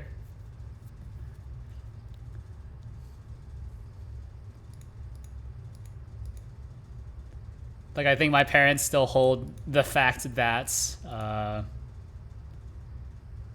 you know, I overslept for school once in my life, and now they think that I'm not capable of taking care of myself, which is why I've more or less cut them out entirely. So, you know, I think if it's still like a pain point for you down the road, I understand. You know, it's almost like you were saying, you know, some people have it a lot worse for a lot less, or take it a lot worse for a lot less, if that makes any sense. All right, let me see. I'm waiting for these checks to go through. I'm not sure. Because actually, you know what? I didn't think about this. Because it's a Godot module, this might be exploding right now. Run it. Ooh, okay, yeah. Because it's a Godot module, it failed the test. Okay. Test interpolation data. So let's fix that really quick. Best or worst part of this, I think I'm gonna crumble. Survival. He's broke, he couldn't pay me. I'm sure we won't find a program at level that will accept him as 0 per month. Yeah, that's true. That's true. You know? I think I've heard it before that no experience is a bad experience, which I think is actually false. I think there are experiences that are bad experiences, but that's not the feeling of the adage, right? No experience is a bad experience as long as you learn something from it. I think, of course, there are bad experiences that you would never ever want to experience. But, you know, as long as it doesn't completely debilitate you for the rest of your life, you know. Like, I remember one of my old roommates was telling me that, like he used to be on that same line of thinking, but then one of his buddies, you know, just started to do heroin because he wanted to do it for the experience, right? And then, you know, now he's in rehab and can't feel happy ever again. So, you know, yeah, there's pluses and minuses. Because it's one of those things that, is it an experience that would change your worldview? Maybe, maybe not. But also, could seriously affect you for the rest of your life, completely changing your entire outlook on things. Hard to say. Okay, so I see the Docker test actually just completely exploded, which is not good. Yeah, lots of script errors.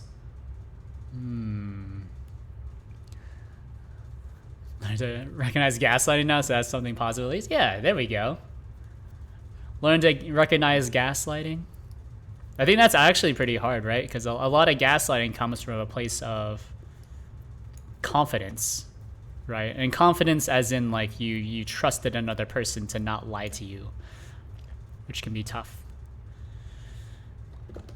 What was the error? These errors don't look correct.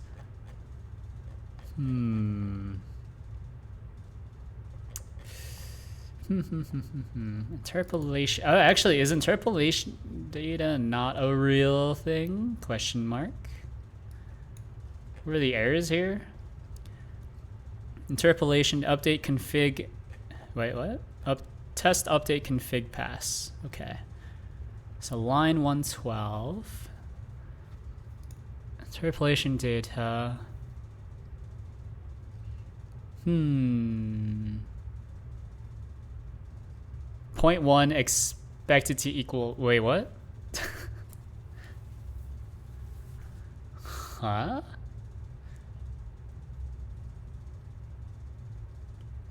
No, these are all rights.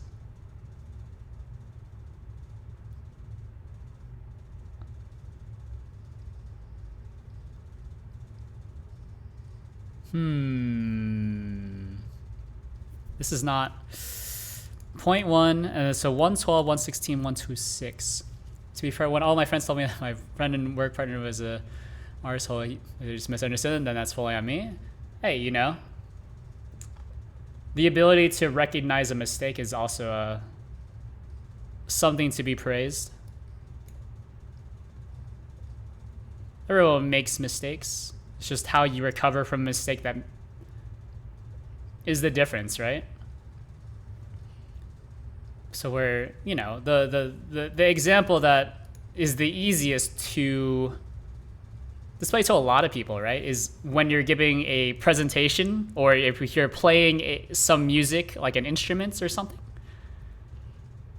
You know, when you're up in front of a lot of people, you know, you get nervous, you start making mistakes, but it's how you handle the mistake afterwards that actually makes a difference, right? So when you're playing an instrument, somebody will, if you handle it well enough, people will just think that it's part of the, you know, you're being you know, quirky, you're improvising. Or if you are giving a, you know, public speaking or whatnot, you are, if you recover well, then people don't notice. It's like, oh, you know, you're just trying to emphasize a point somehow.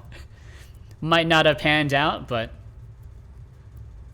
it's all about the recovery. Expecting perfection 100% of the time is sure to lead to maybe not ruin, but maybe a few tears. 16. So it's all the interpolation rate stuff that's borked.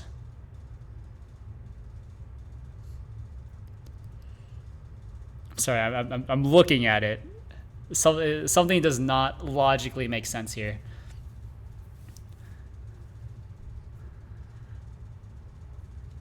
On model config changed. Because if the tests fail, and they're failing consistently, as I can see here, that means that there is a reproducible problem, which is good. If they were not failing consistently, that would be a lot worse.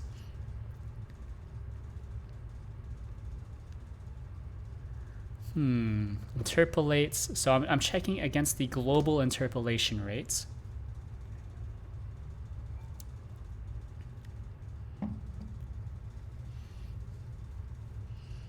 Global interpolation rates, blah, blah, blah. Global rate changed. Yeah, no, that's... I appreciate you sharing your story with me, Zybite.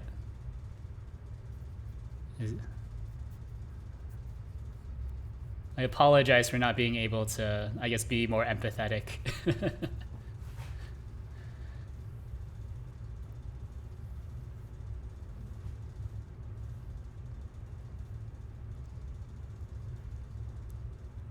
No, you helped me a lot. Well, I mean, you don't have to humor me, right? I just hope that you felt better after typing it out. Maybe you didn't, maybe you did.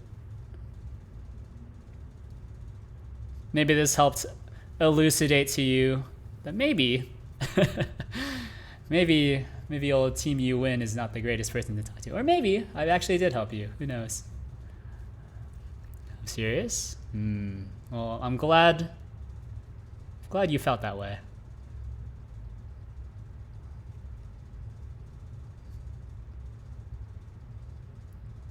No. And I hope you bounce back, of course. It is always nice to pop into your streams and just have it on in the background, honestly.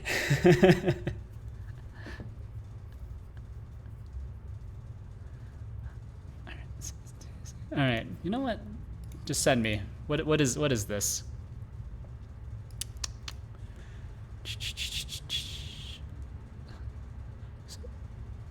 116 bone translation. Bone translation. So we're checking against 0.1. This should be, you know what, probably one of the, something that's probably throwing this off is that we're comparing two floats. Yeah. Yeah. Hold on. Okay. Bone translation is failing, which means just need to set a breakpoint here. Empathetic or not, you should support Melinda's help. That's worth a lot. Happy if I can give comfy vibes to these streams. I gotcha. I gotcha. Well, then in that case, happy to be of service.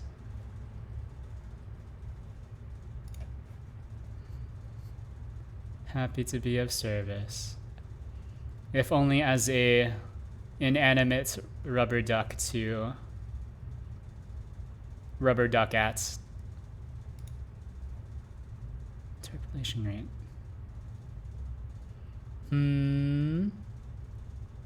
Maybe this is not true. So that will maybe not throw an error. Should have got an error, maybe not. Hey, hold on. Hey? What? Send me. 112 and 0.1 expected to equal 0.1. I feel like I need to clamp the value. Maybe? Hold on. So 112, 116. I know I can clamp this. So we can hit it with a clamp float to float. So clamp this thing. So No, but you can't clamp this. That doesn't make any sense. Because if you clamp it, of course, if it goes above, then you just clamp the value. And then it will never go above.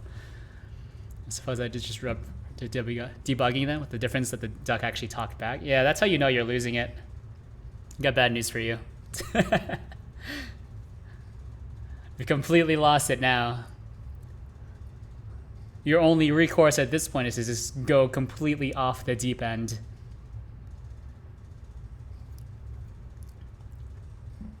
Reject reality, embrace rubber duck.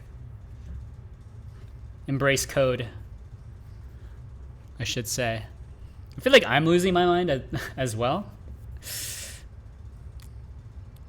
Because I've also checked the float values here and they look right. I don't know. It's 112. It's the same one every single time, so I know that there is a real problem here. I just don't know what the real problem is. This is the wrong thing. Run me. It's 0.1. What?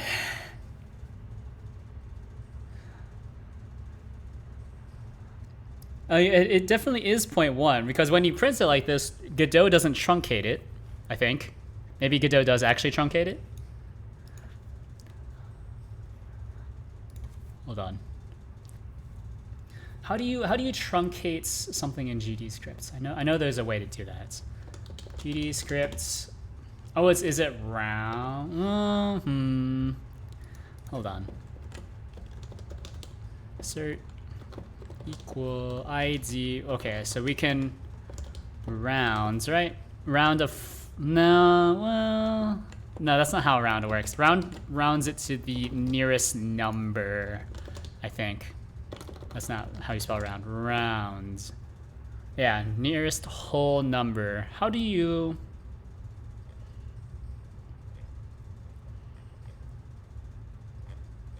I know there's a way to do it. I've done this before. I'm just losing my mind. I'm so tilted from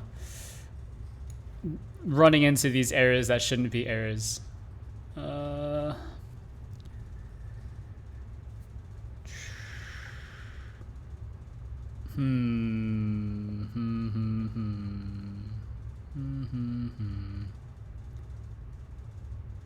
Actually, what is this? I don't recognize this. Bytes to var? Decodes a byte array back to a value. Oh. Interesting. I didn't know that. Okay. The more you know. Is maybe this assert equals? Yeah. That's me. I'm doing a thing for sure.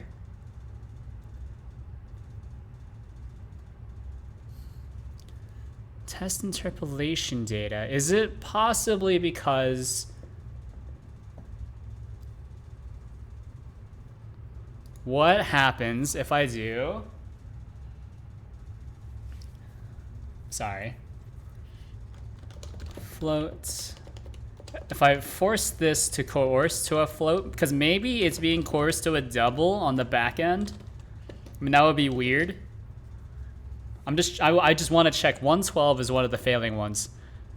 0.1 is expected to equal 0.1. That's right.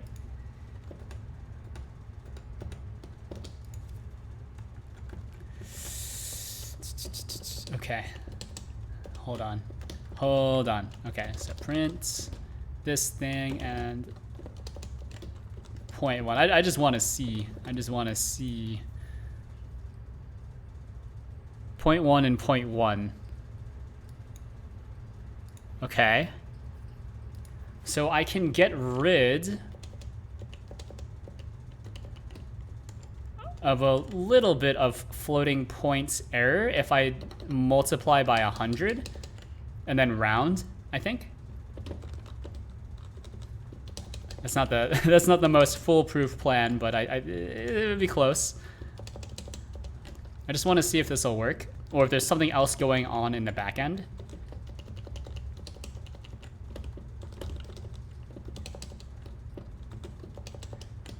So I'm pretty sure this should be fine, right? Okay.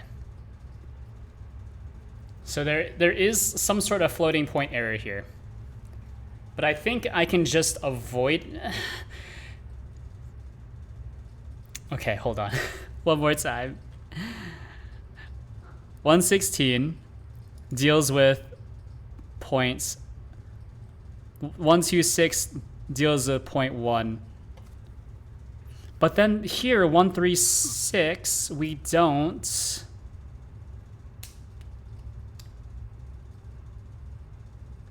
Huh? What?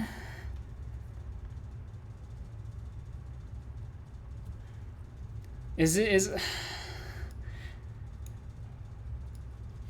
one line 136 does not throw an error though, even though it's also dealing with the decimal value.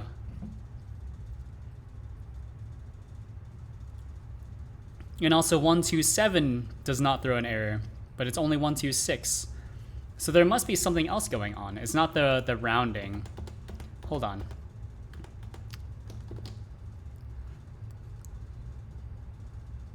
Okay, what if we do, I see I'm using AM pub-sub, I'm using my pub-sub to publish these changes. Pub-sub publish, so interpolate. Is this called interpolation rate? So it's not actually, well, it should be fine. Model config changed. Ooh, you know what? No, that doesn't make any sense, but I mean, this should be called base interpolation rates. So this test should have been failing, but I wasn't catching it, so I'm only catching it now for some reason. I'm starting to lose confidence in these tests. Yeah, because interpolate rate, it should have been called base interpolation rate, and it should have been throwing an error, but maybe not. And then bone interpolation rate is also something that's very specific. That is bizarre.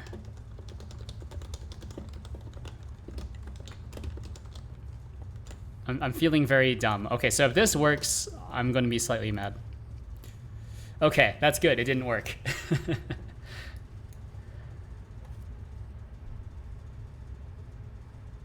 Well, I get on to flat packing the demo. Nice, nice. Let me know how it works. I'll be around while I try to figure out why my tests are failing. Because the tests are only failing with the new build of Godot that I'm using. All it gives me is exit code 1 in the menu. That makes sense, yeah. I mean, how is your... hold on.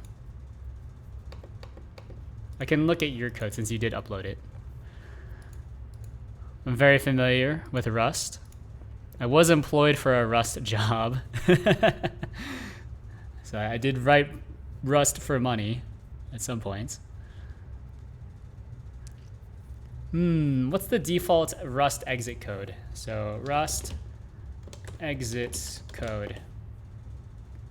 Exit codes. Sure. Yeah, you should try to emit the correct code for your program state. For example, the ideal case when your program succeeds, it should exit with a 0. Sure, sure, sure.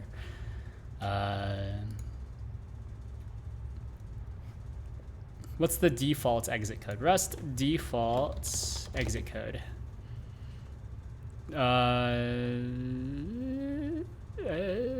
Don't know. I actually don't know. What's the default? The default is 101? That doesn't sound right.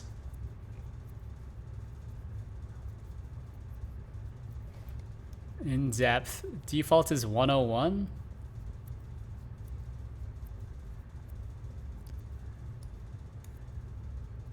Currently, Rust that's an... Oh, okay. When the process panicked. Yeah, that makes sense.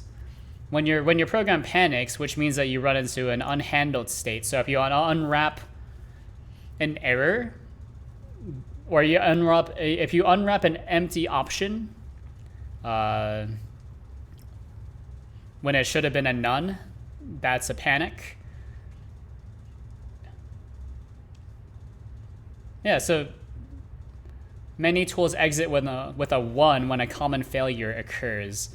So Godot is actually taking that exit code for sure. So I don't know. Is there a way in Bash or whatever you're using, a shell script, to catch your exit code? I'm sure there is. I don't remember how though.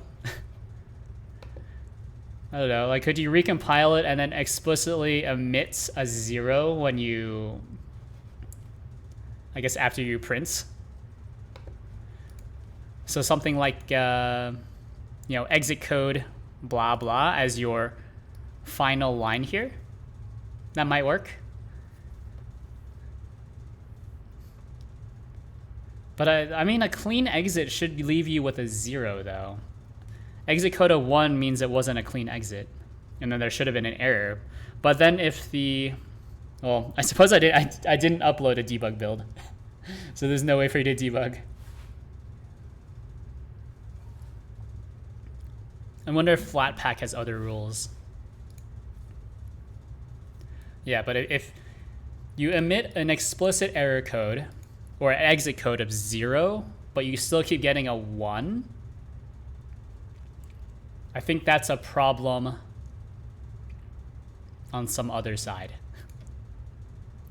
What exactly it is, I'm not sure.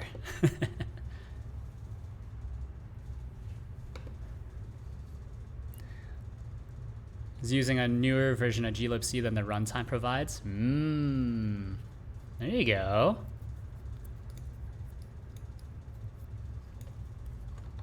I was about to ask if it was actually giving you back a -1, which is what Godot returns if it can't find the binary.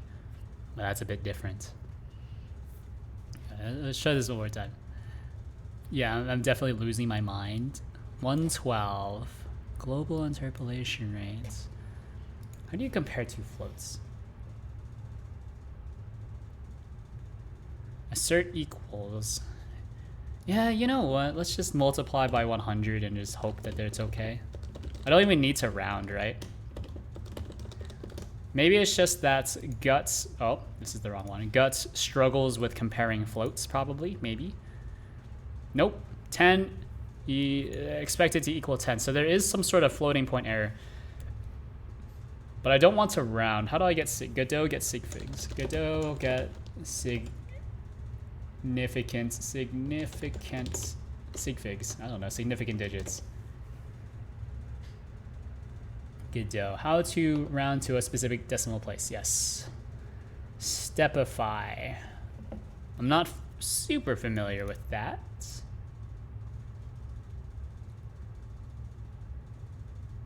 But that's fine, I guess. Let's try it. Stepify. So this thing, and then I just want it to probably like 2 decimal places. That's fine. And then we don't really care about the one we're comparing against because I know the value of this. Okay. So there is some sort of floating point error in my custom Godot module. I'm just not sure what. That feels like a bug. But why is there floating point error? That doesn't make any sense. So I have the Godot modules here. Where is their floating point error? Like I'm just sending in. Yeah, no, these are all. Are these not constants actually? Hold on. Hold on. Did I mess something up? Am I not sending in the right thing? Please no. Oh no. These are different function signatures.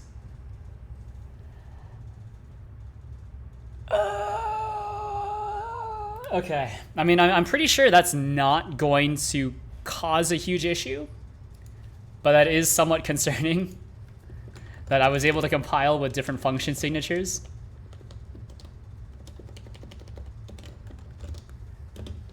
Because set both rates, like all of these take constants. I know why I changed it, but that shouldn't have been valid. Alright, build me again. Luckily, my computer is pretty beefy.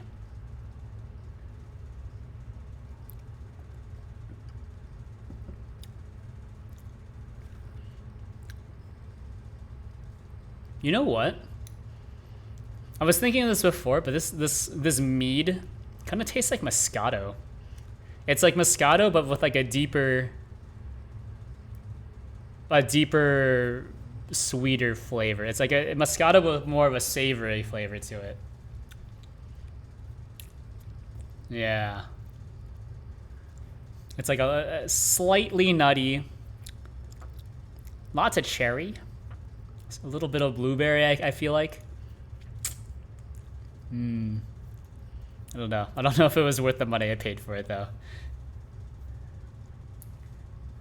Because usually, like, the mead that I get around here, that's mead with an M, it's about the $20 range.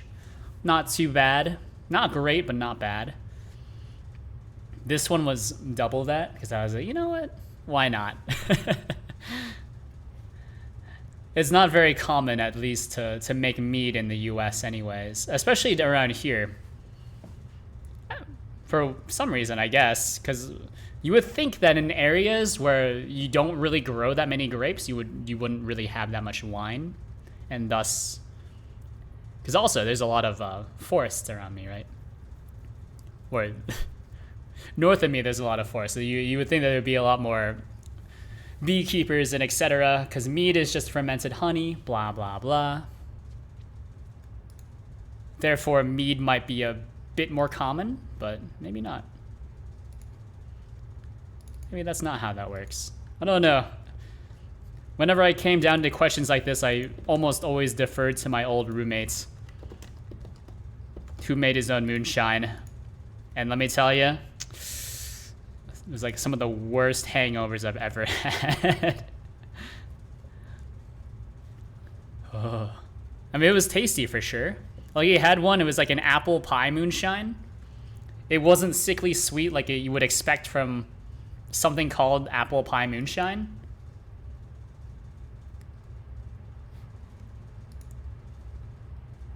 But the hangover it gave you was just absolutely debilitating. Possibly because you couldn't really taste like the alcohol content, because I'm pretty sure it's mostly just Everclear. Like, it's essentially just pure grain alcohol with like cinnamon and apples infused into it. Or pure grain alcohol, that's like 180 proof, aka 90% alcohol. But then it didn't taste like 90% alcohol, so you drink a lot more of it than you would. And then, you know, after that, it's just goodbye, liver. I don't know what's causing the error now. It must be because if you're going through exclusively GD scripts, Godot will do some rounding for you. But if you are writing a module like this, Godot just lets it ride. For a lack of a better term. Yeah. I don't have a good answer. I'm pretty sure it's close enough, though.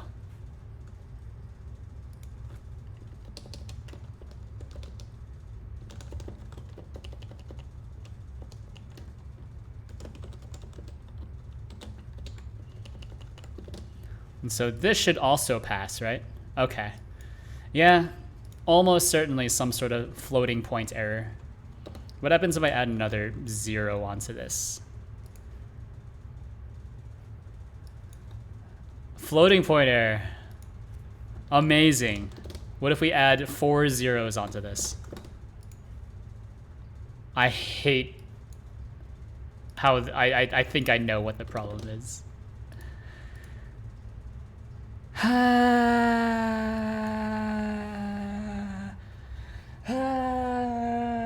This doesn't make any sense though, because I haven't done any interpolation yet. I'm just setting it to a raw value.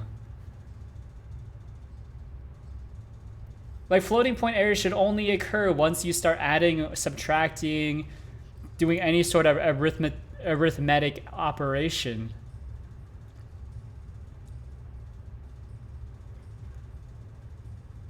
And why is it only for values below 0.5?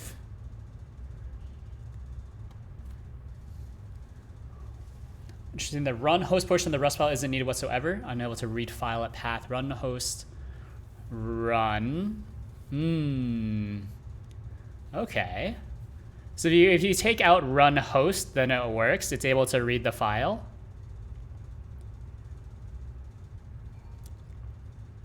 Is that what you're saying?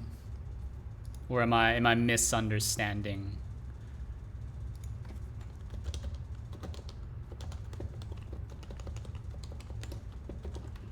And then it, okay, cool. Okay. I suppose I should have added another button for like trying to read in the same file once again without, I guess, making the same portal request. And that would have verified whether or not, you know what, I can upload a new build if you want to test that really quick. Because right now, whenever you click on one of the buttons, right, it calls your binary, shows the file picker. Okay, I can test that really quick. I don't understand why this is now giving me tons of trouble, but that's fine. 3.5 stable.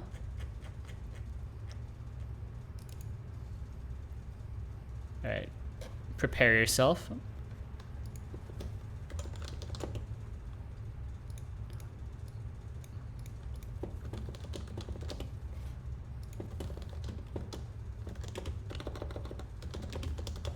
Read last file. So we'll grab this. Bum bum bum.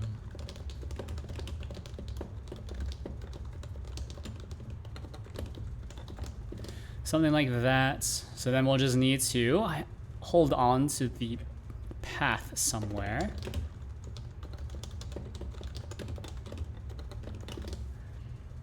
There. That's not how you do it. Read this button, connect.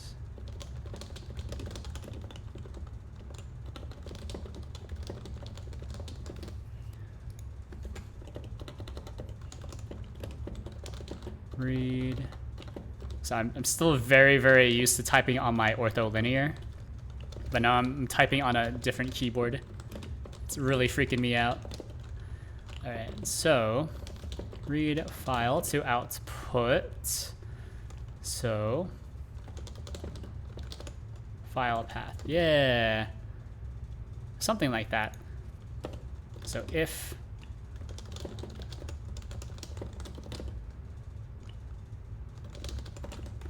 do that, well, we can actually just do put control text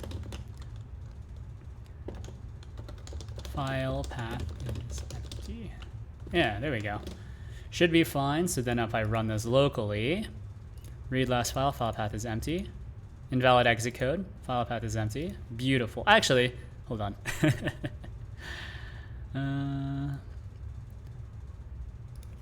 That's fine. We can just do file path is equal to path. There we go. So we always save it. That should be good enough. Export Linux, export project, no debug, even though I said that was a problem last time. I don't think you would be able to use it from within the Flatpak anyways. We'll go to apps, why not? Dev virtual puppet project xdg export Flatpak. delete this. Oh no, really quickly because I don't trust it. You never know. Export one more time, once more. With feeling, looks to be fine. 7-zip it into here. Takes a little bit.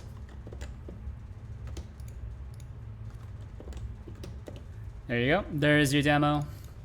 I'll push the code. You just watched me make the changes, so that should be okay. Where is it? Is it this one? Is it this one? This one. Remove the run host portion. Host portion of the output. I still won't read the file. Unable to read file at path. Run user 1000. Maybe it only gives access to a specific binary instead. See that? Yeah, that's what I'm saying. That's what I thought. Is that it gives it to the PID inside of your whatever, inside of your sandbox. So it might not even be running inside of like a container. That's what I was concerned about. Not to say that I told you so, but what I am saying is that I think there might be a few problems with the plan, which is why I was suggesting that it be made as a library. I'll refrain. I will stop myself from saying it, but it removes a portion that might get to work if you want to make it into a library. I can do that, and I can push it back, or I can at least push it to a branch. In any case, give this a try, just in case, I don't know, maybe it will start working after you repack it. So it's the same file pathing. Update to add to read last path. So there's the push. Is this zoomed in? It's not zoomed in. It just looks really big to me for whatever reason. All right, XDG portal demo. All right. New release, draft new release. We'll choose yes.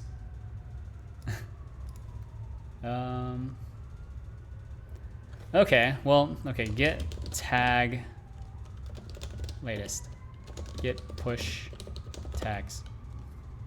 Get push force tags.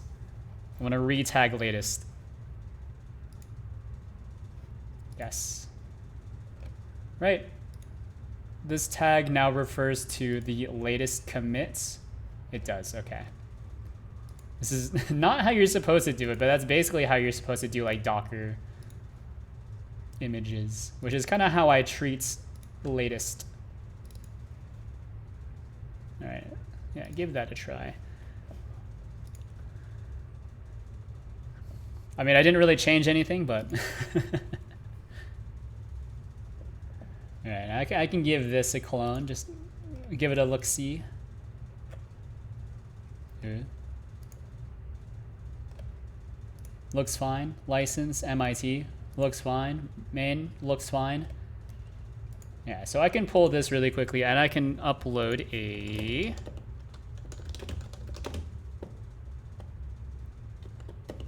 thingy. So this is Flatpak file picker. Check out branch Godot.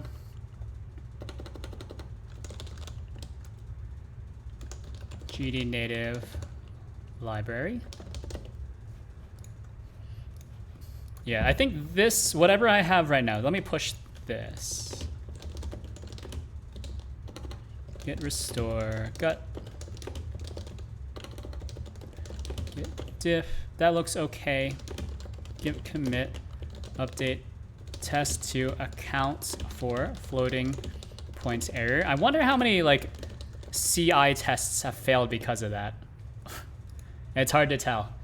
Anyways, let me see. Close this. I'm sure I can get this done before 10, because I am going to drop off at 10 so I can play the new Genshin update, because I'm just an absolute degenerate. I do love me some gambling and or waifus. To just put it in the saddest way possible as well. So Rust Analyzer, it's a pretty good one. I wish there was better Golang support for Godot. I think with Golang 118, it's a much better language, a lot more pleasant to work with as well. All right, Toml. All right, so you do need, what is it called? GD native at version 0.10.0, I think. That should be fine. And then I just need to tag it against whatever I have right now, maybe. Audible question mark.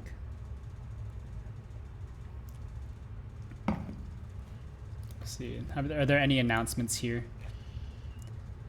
0.10 should be okay. I might need to pull down a local build because I remember there were some issues with the 0.10 build. But we'll see. All right, which means I do need to make this a... I don't remember how to structure it. Hold on. Real-time lib sync. I did write this in Rust. So lib type. I know there's two ways of doing it. I'm just going to change it entirely for now because it's easier for me to deal with, and then we can always add it back. C dynamic lib. C dylib.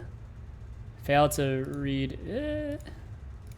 Sometimes this happens. Just hit it with a reload window. All right, that's a good sign. What's up? Failed to run cargo metadata format version 1. Did I spell it wrong? No, that's right. Should be okay. I mean, it might be just bailing on the fact that this is not a librs. Should be okay, maybe, possibly. Yeah, okay. It was failing because there was no librs, so we can get rid of the main rs. So, not too hard. We grab all of this stuff. Need to go here, look at how I did the librs. I'm almost completely useless at programming unless I have a reference to base a lot of things off of.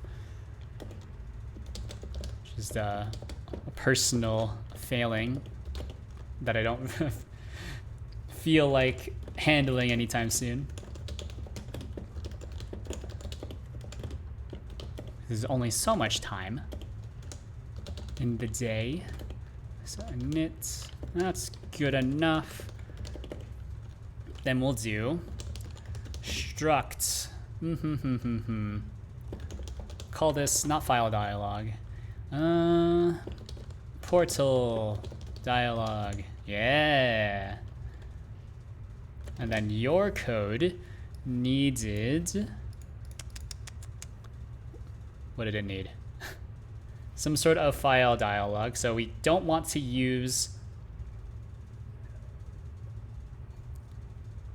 I guess we just need to use this directly because file dialog is actually a Godot thing as well. Well, that's exactly what it's called.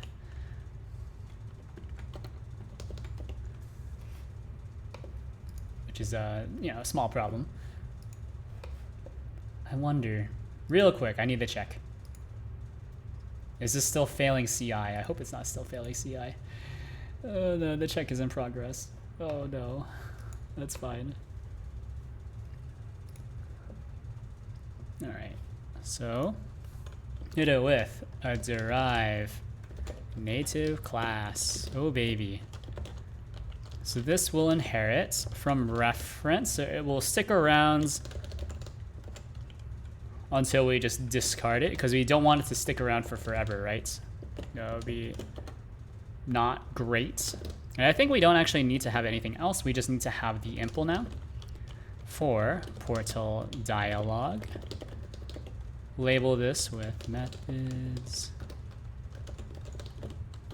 new. There's nothing to do with the owner, so we can actually just use that syntax. Portal dialog. Yeah, should be fine. Yeah, there we go. And then we can do, I'll make a lib branch you can push to. I've already started making a branch, so please, I guess I can rename mine. That's fine. That's fine. I was going to call it Godot GD native library so that you can, you know, if you wanted to also use this for a Notch 2D, you know, you wouldn't have to rename it afterwards, because presumably you would run into the same problem there, right, with a Notch 2D. So a Notch 2D would also have to go across the C ABI and use it as a library as opposed to calling the standalone executable, because you would run into the same problem, right? At the end of the day, it's two separate binaries. And I guess the permissions are tagged to PID, not the container ID, if there is a container at all. I'm still somewhat not understanding what a Flatpak is. I thought a Flatpak was more of like a container, but not really a container, but it still had a daemon backing it, but maybe it didn't. Maybe it doesn't.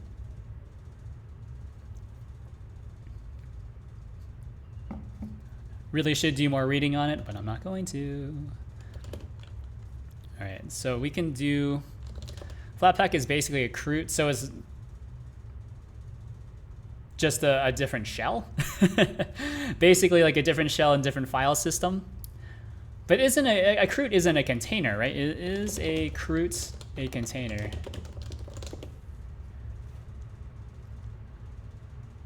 Difference between CRUT and Docker.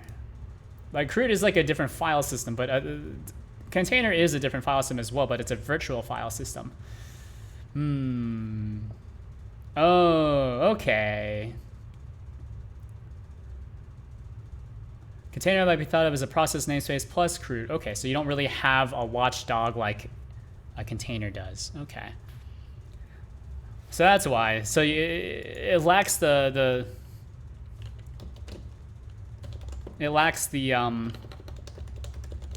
watchdog that a container does, which means that it's not able to tag any IO to the container ID or the container process, because there is no such thing as a container process. It's just a separate file system. That makes sense. See, that's how I thought it worked. Still trying to refrain from saying I told you so. Okay, so we can do, let's model, let dialog equal RFD file dialog new, oh, sorry. And then it's a builder, add filter. Well, sure, 3D model file, 3D model file. Technically, in the future, this will just be whatever you want it to be. PRM GLB GLTF. I guess these are fine for now. Yeah. And then pick file, pick files. Yeah. This seems reasonably configurable. Yeah. Am I not allowed to do this? Exported methods must take self. That's right. Self and the owner. That's right. I thought I should use BWrap and bimount some host paths. I was using CRUT as more of a concept, which to explain how it works. Yeah, but in the end, it's still missing the daemon, right? There's no daemon process to watch for IO. Right, because when a container tries to interact with the host file system, you do need to first expose the ports that are, you know, your container is actually allowed to communicate on. That's pretty much it, right? Like you're not, it's actually kind of hard to pull things in and out of container unless you explicitly allow for it. And owner's arguments. Do it to save? Okay. Okay. Well, we can have this just return a Godot string, which means that this is now going to start throwing an error. But then Godot string from string dialog. Hit it with a excited format. No? Yeah, excited formats. This thing. Model. No, dialog. Unwrap display. That makes sense to me. Yeah, okay. So then actually I might be able to pack this myself. So how do I do this here? And then all you would need to do is just put it inside the flat pack and then run it, maybe, possibly. All right, turbofish, portal, dialog. Yeah, there we go. So then we just hit this with the old compile. Is this the right one? Cargo, build, release, why not? Don't know about that part. Yeah. Like, I mean, actually, now I'm thinking about it, doesn't Flatpak, it does require you to install a daemon, right? And so you should have a Flatpak process just kind of consistently running in the background. That's what I'm referring to when I say watchdog. It's just a process that is alive somewhere in the background that can intercept just any sort of request from whatever Flatpak or whatever you have running. All right, so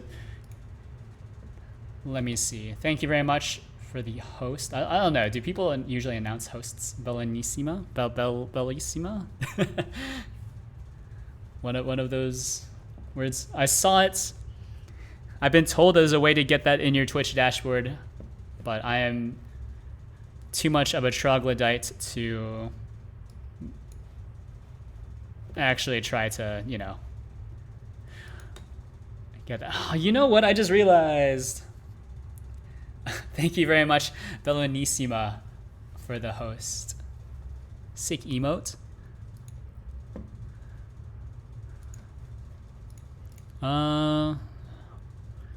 So right now, what I'm working on, or working on with someone else, Oro, is an XDG desktop portal thing. So they're working on the Flatpak stuff. They also wrote the initial implementation of this thing. Actually, I just realized I compiled a Windows binary for this. How do I cross-compile? I forget. But yeah, Oro is working on the Flatpak. They want to use native dialogues for the file picker stuff. Especially since it means that they don't need to grant, you know, system-wide file system access. Now we can just use whatever this code is. All right, do I have this stuff? Rust up. What's my target? Rust up, help. Yeah, so I'm trying to put together a demo as like a proof of concept real quick for VPupper. But VPupper, it's pretty close to being, or having an alpha out. I just need to fix the currently failing build. It's still failing. There's a few things that need to be changed, but I'm not sure why they're breaking. Very sad. But there's iFacial mocap support, so if you have an Apple device with a somewhat up-to-date camera, you'll get really nice tracking and you won't need to use your webcam, although you still could use your webcam, I guess. You could use both of them at once. I'm pretty sure they would both interfere with each other, but that's, you know, I'm not your boss. I'm not your parent. You can do whatever you want. Stop show. So I only have stable. Okay.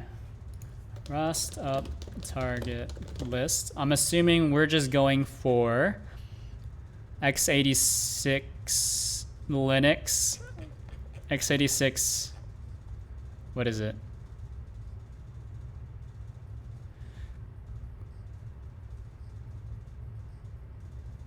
x86 unknown Linux new? Maybe? Probably?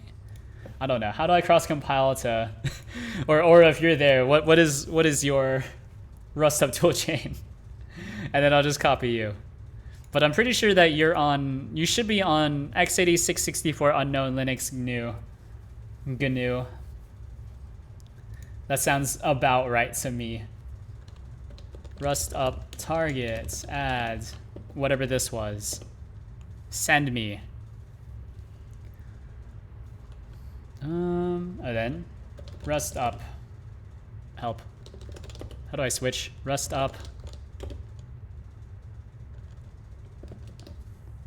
Or how do I compile for a specific toolchain without changing my defaults?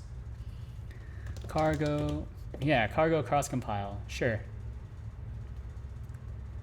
Cross compile a Rust application from Linux to Windows, that's fine. We can just go in the opposite direction. Target add cargo build. Okay, cargo build release target x86. What was it? x86 64.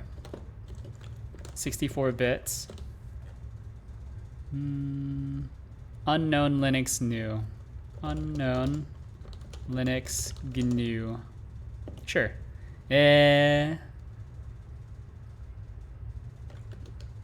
Oh, sorry. Like this. Should be fine. This is why I really like Rust. It's because the toolchain is really easy to use. Hopefully. When it works, it just works. As opposed to C++. Like Godot is like a huge pain. Alright, well, I think that makes sense. Yeah, because of the Godot stuff, I'm not able to compile that. Yeah. I don't have the... because it uses some binding generation stuff, so I don't actually have the correct headers. Returns unable to read file at path.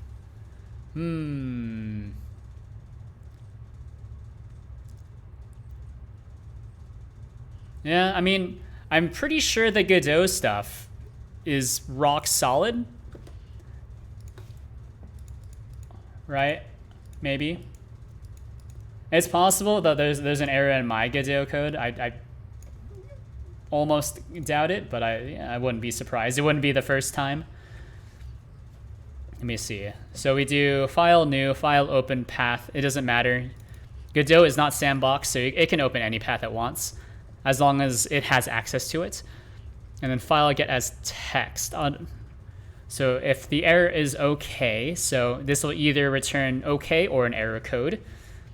Yeah, so return file get as text if error is okay, otherwise you do this. Yeah. So I'm assuming it just does not have access to that file. So I could add additional debugging to that. So something like, I'm actually not even sure what additional debugging I could actually add to that command. What I am going to do,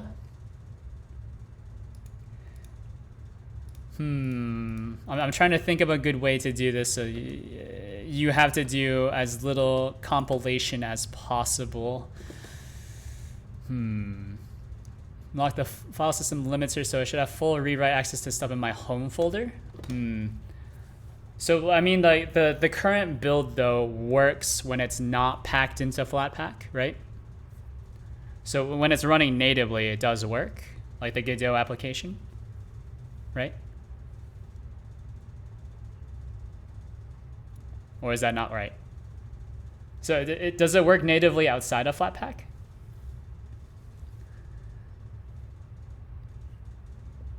I can give that another try to be sure. Yeah. So as if it works natively, that's our baseline. And then we can start trying to figure out why it doesn't work inside the Flatpak. I guess what I could also do is add just some basic troubleshooting commands, although I'm not sure where it would even be executing them. So I could just add like a button that's like, you know, just run ls or run present working. You know, I could just run that, yeah. Let me add that really quick. Present working directory, that's a good one.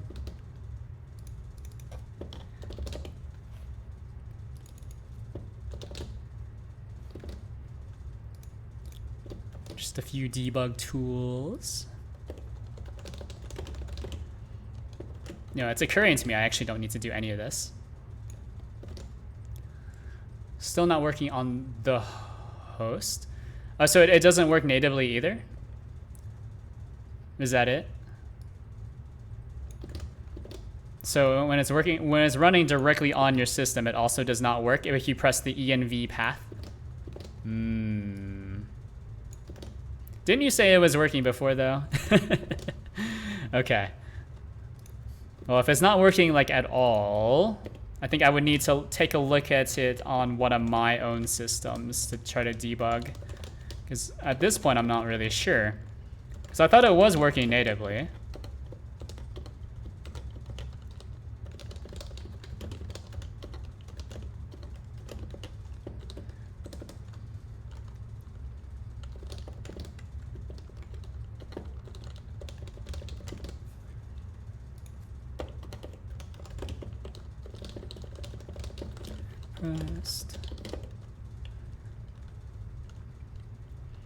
So let me see, var. We'll do roughly the same stuff. Okay, this just needs to be special. Var error int os executes. Just give me present working directory, I don't care.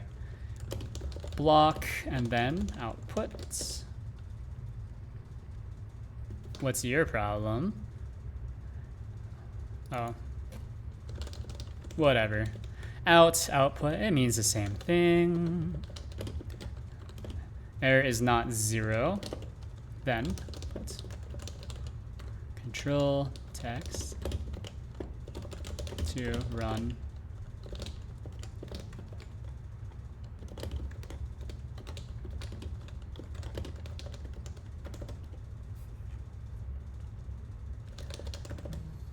Oh no, I got pinged on Discord.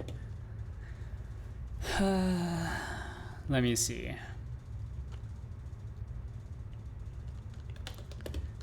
In output, if I is empty. Otherwise, output control text is equal to I. Yeah, there we go. Beautiful. So that should all be hooked up.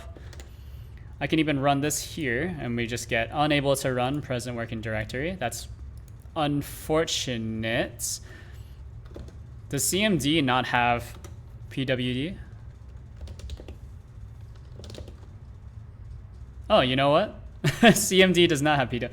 How do you get your current working directory in Windows? Oh, is it CWD? Okay. CMD PWD. Windows equivalent to Unix PWD. I actually don't know. Whatever. No, dir is equivalent to ls. It looks like it's this. Yeah, that's weird, but anyways, we're not checking on Windows. We're checking on Linux. But we can check really quick. If os get name to lower, oh, what is it called? os get name string, and it's called to lower, or is it just lower? To lower? To lower.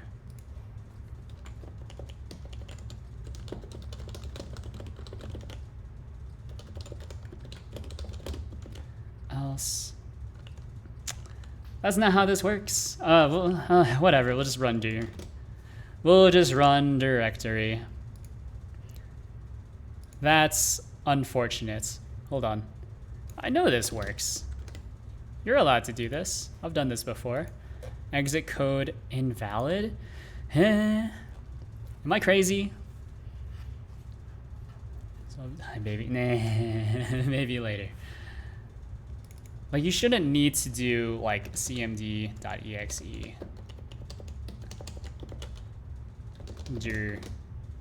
right. Oh, wrong thing.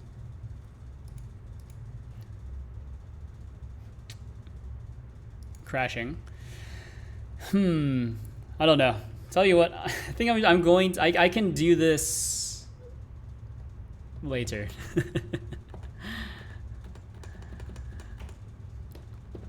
I swear I know how to do this. It's just not working for some reason. Because you should be able to run all of these commands. Actually, hold on. These commands only work when they're on your path. Well, if I pull this down on my Mac over here, I'm pretty sure this, so at least some of these will work. So this one should be fine. I'm gonna push this anyways, whatever. That's VPupper. That's the Flatpak file picker. That's Godot. All right, well, I don't have any applicable terminal windows. XDG portal demo. Add commits, add all message, add pwd command.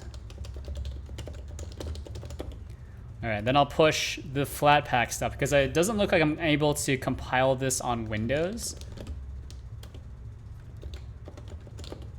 Yeah, okay, so I should be on, yeah, I'm still on stable Windows. And I'm missing some libraries to cross-compile, which is fine because of how GD native works, because I think I do need like a Linux version of Clang if I want to cross-compile. But that's just, that's not how that works on Windows. All right, but I will push whatever I have here. I think it should be fine. And then you'll just need to follow whatever this is. So I'll try this later. I do have a Linux laptop I can try this on. So git status, git add all, git status again. Configure for GD native lib, push u origin, Godot. All right, so we should be pushed. You should be able to pull that from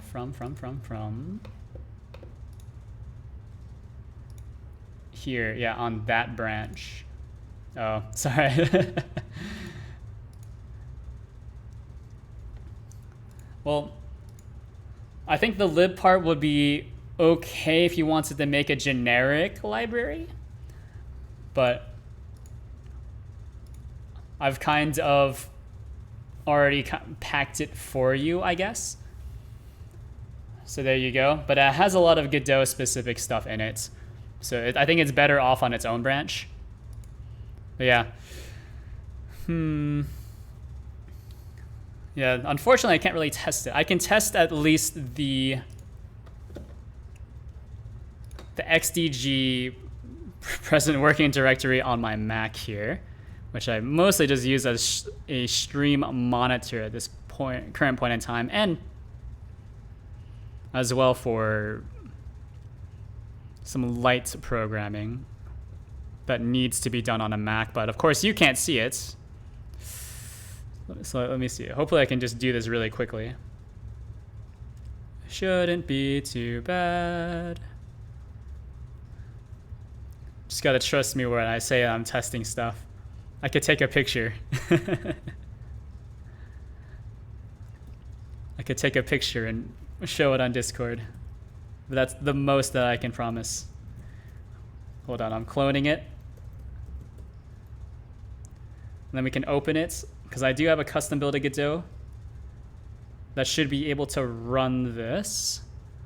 I don't really like using WSL. My computer's already unstable enough as is, unfortunately.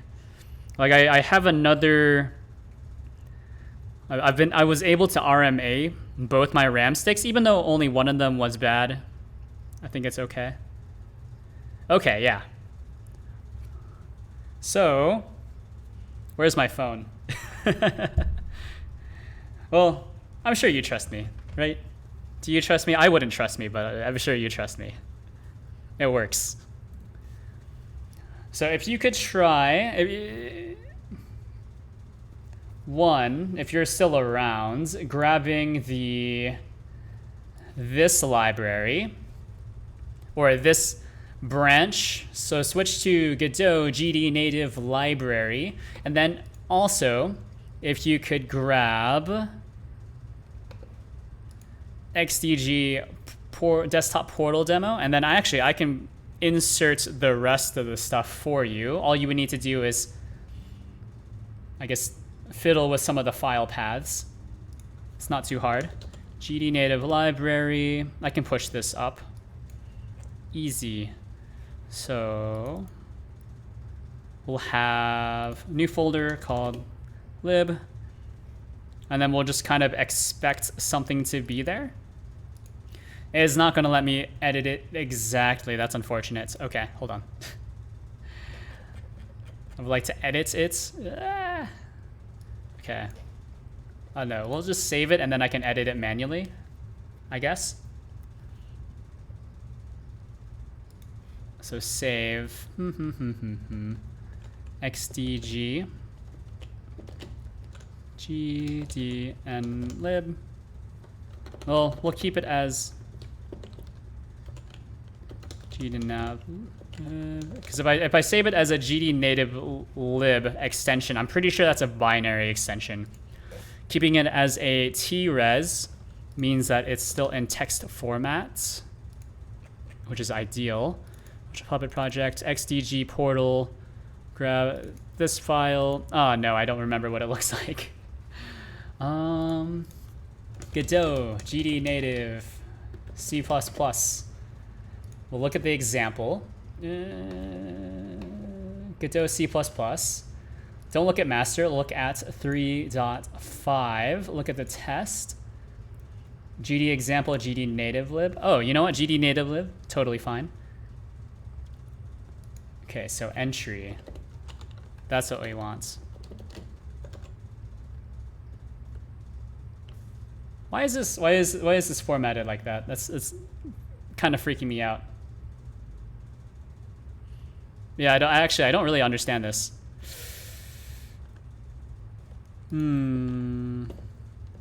Okay, hold on.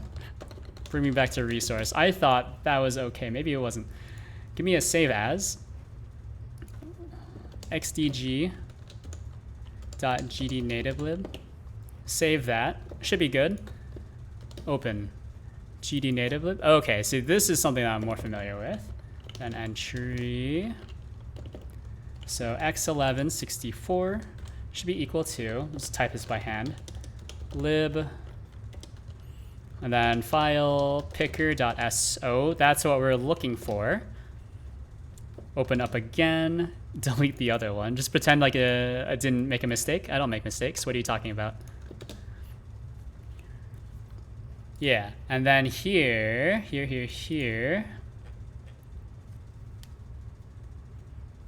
we can create a GD native script, just kind of hanging out. So this is the xdg dialog dot native script. This inherits from reference class name. What did I call it? What did I call it? I called it something. Flatpak. That's lib. This one. Portal dialog. Yep, and that's what it should be exported as. There we go. Create. So now this is just a garbage script, which will break when you try to run the project, but that's fine, I think.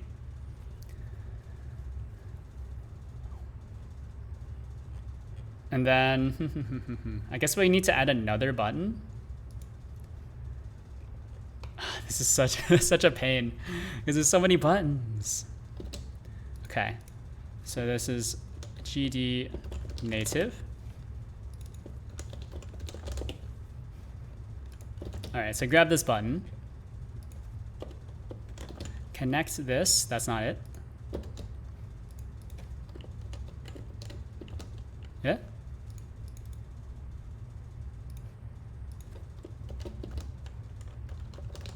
Connect.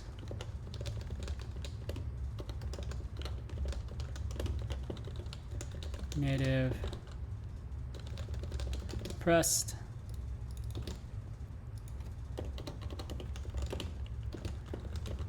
Slap all of this into here. Then we want to load in the native script. That's a reference.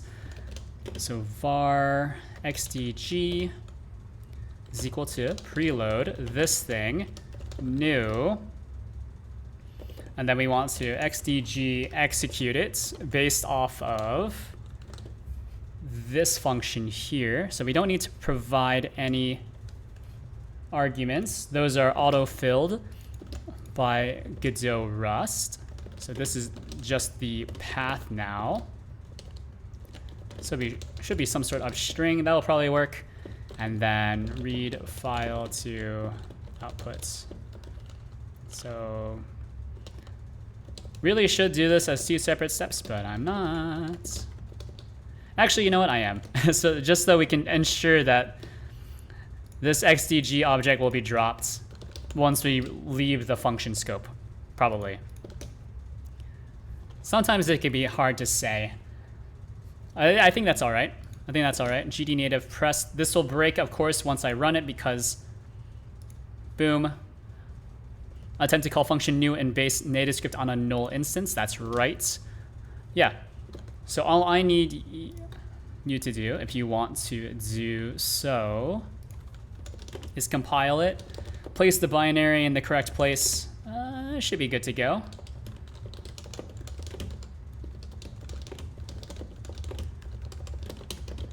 Add GD native lib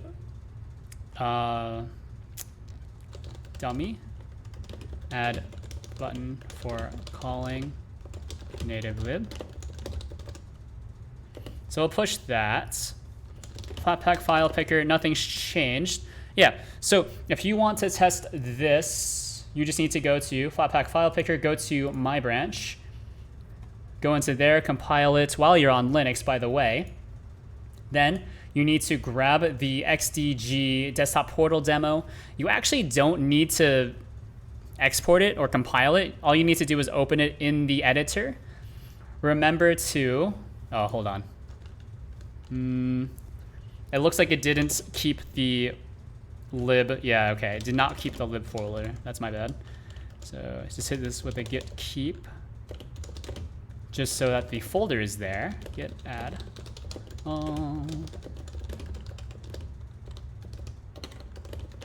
Add lib folder.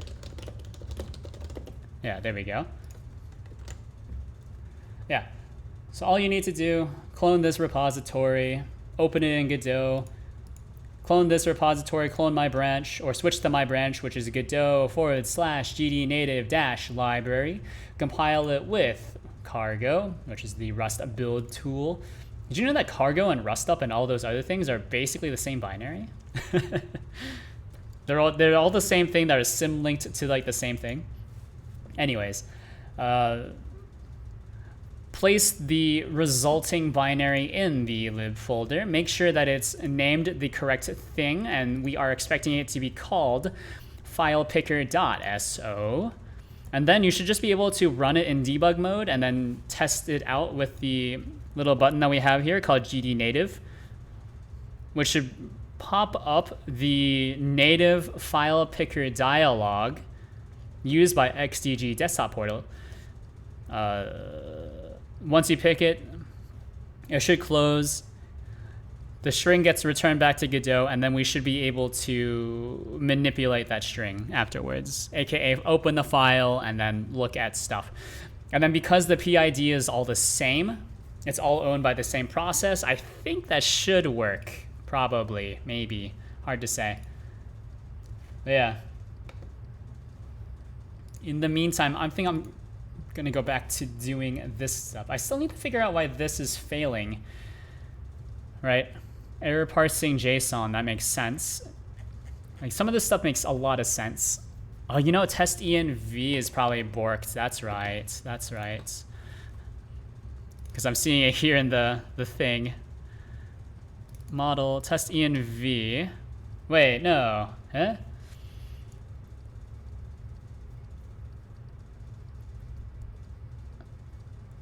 Test interpolation data. Huh? I thought we were already past this. Or is this using a cached version of stuff? Huh? 72. Model interpolation data. Interpolation helper isn't declared. Oh, I see why the... Okay. It's because I need to provide Linux builds to provide to the Gust test runner. Okay. So I got stuff I need to do. I need to provide more builds. That's fine. Anyways, thanks for tuning in. I'm working on this project, if you were not aware. VPupper, you can find all of this stuff on GitHub. How cool. Free and open source. Blah, blah, blah. There's a Discord if you have comments or you need support or whatever. I'm usually there. I respond in a reasonable amount of time. I don't know. Let me see. There's a Discord. There's the GitHub where I work on a bunch of other random Godot projects. Yeah. Thanks for tuning in. And I will see you later, I guess. Yeah. Yeah, no raid, I guess. Whatever. Goodbye. I'll get the... See if I can get the custom build and get all this other stuff working on my Linux box. All right, now I'm actually gonna go. Bye-bye. I'm out of water. So I think that's my cue to leave. Yeah, but I'm sure you caught that. I hope you caught what I was saying before about you can pull my branch. You can also pull the updated XDG portal demo. Insert the stuff in the correct places according to the XDG native lib file. Compile this. It'll take a little bit since the first compile for GD native always takes a little bit. But yeah, I'm sure you can figure it out. If you can't, I'll be on Discord. Goodbye.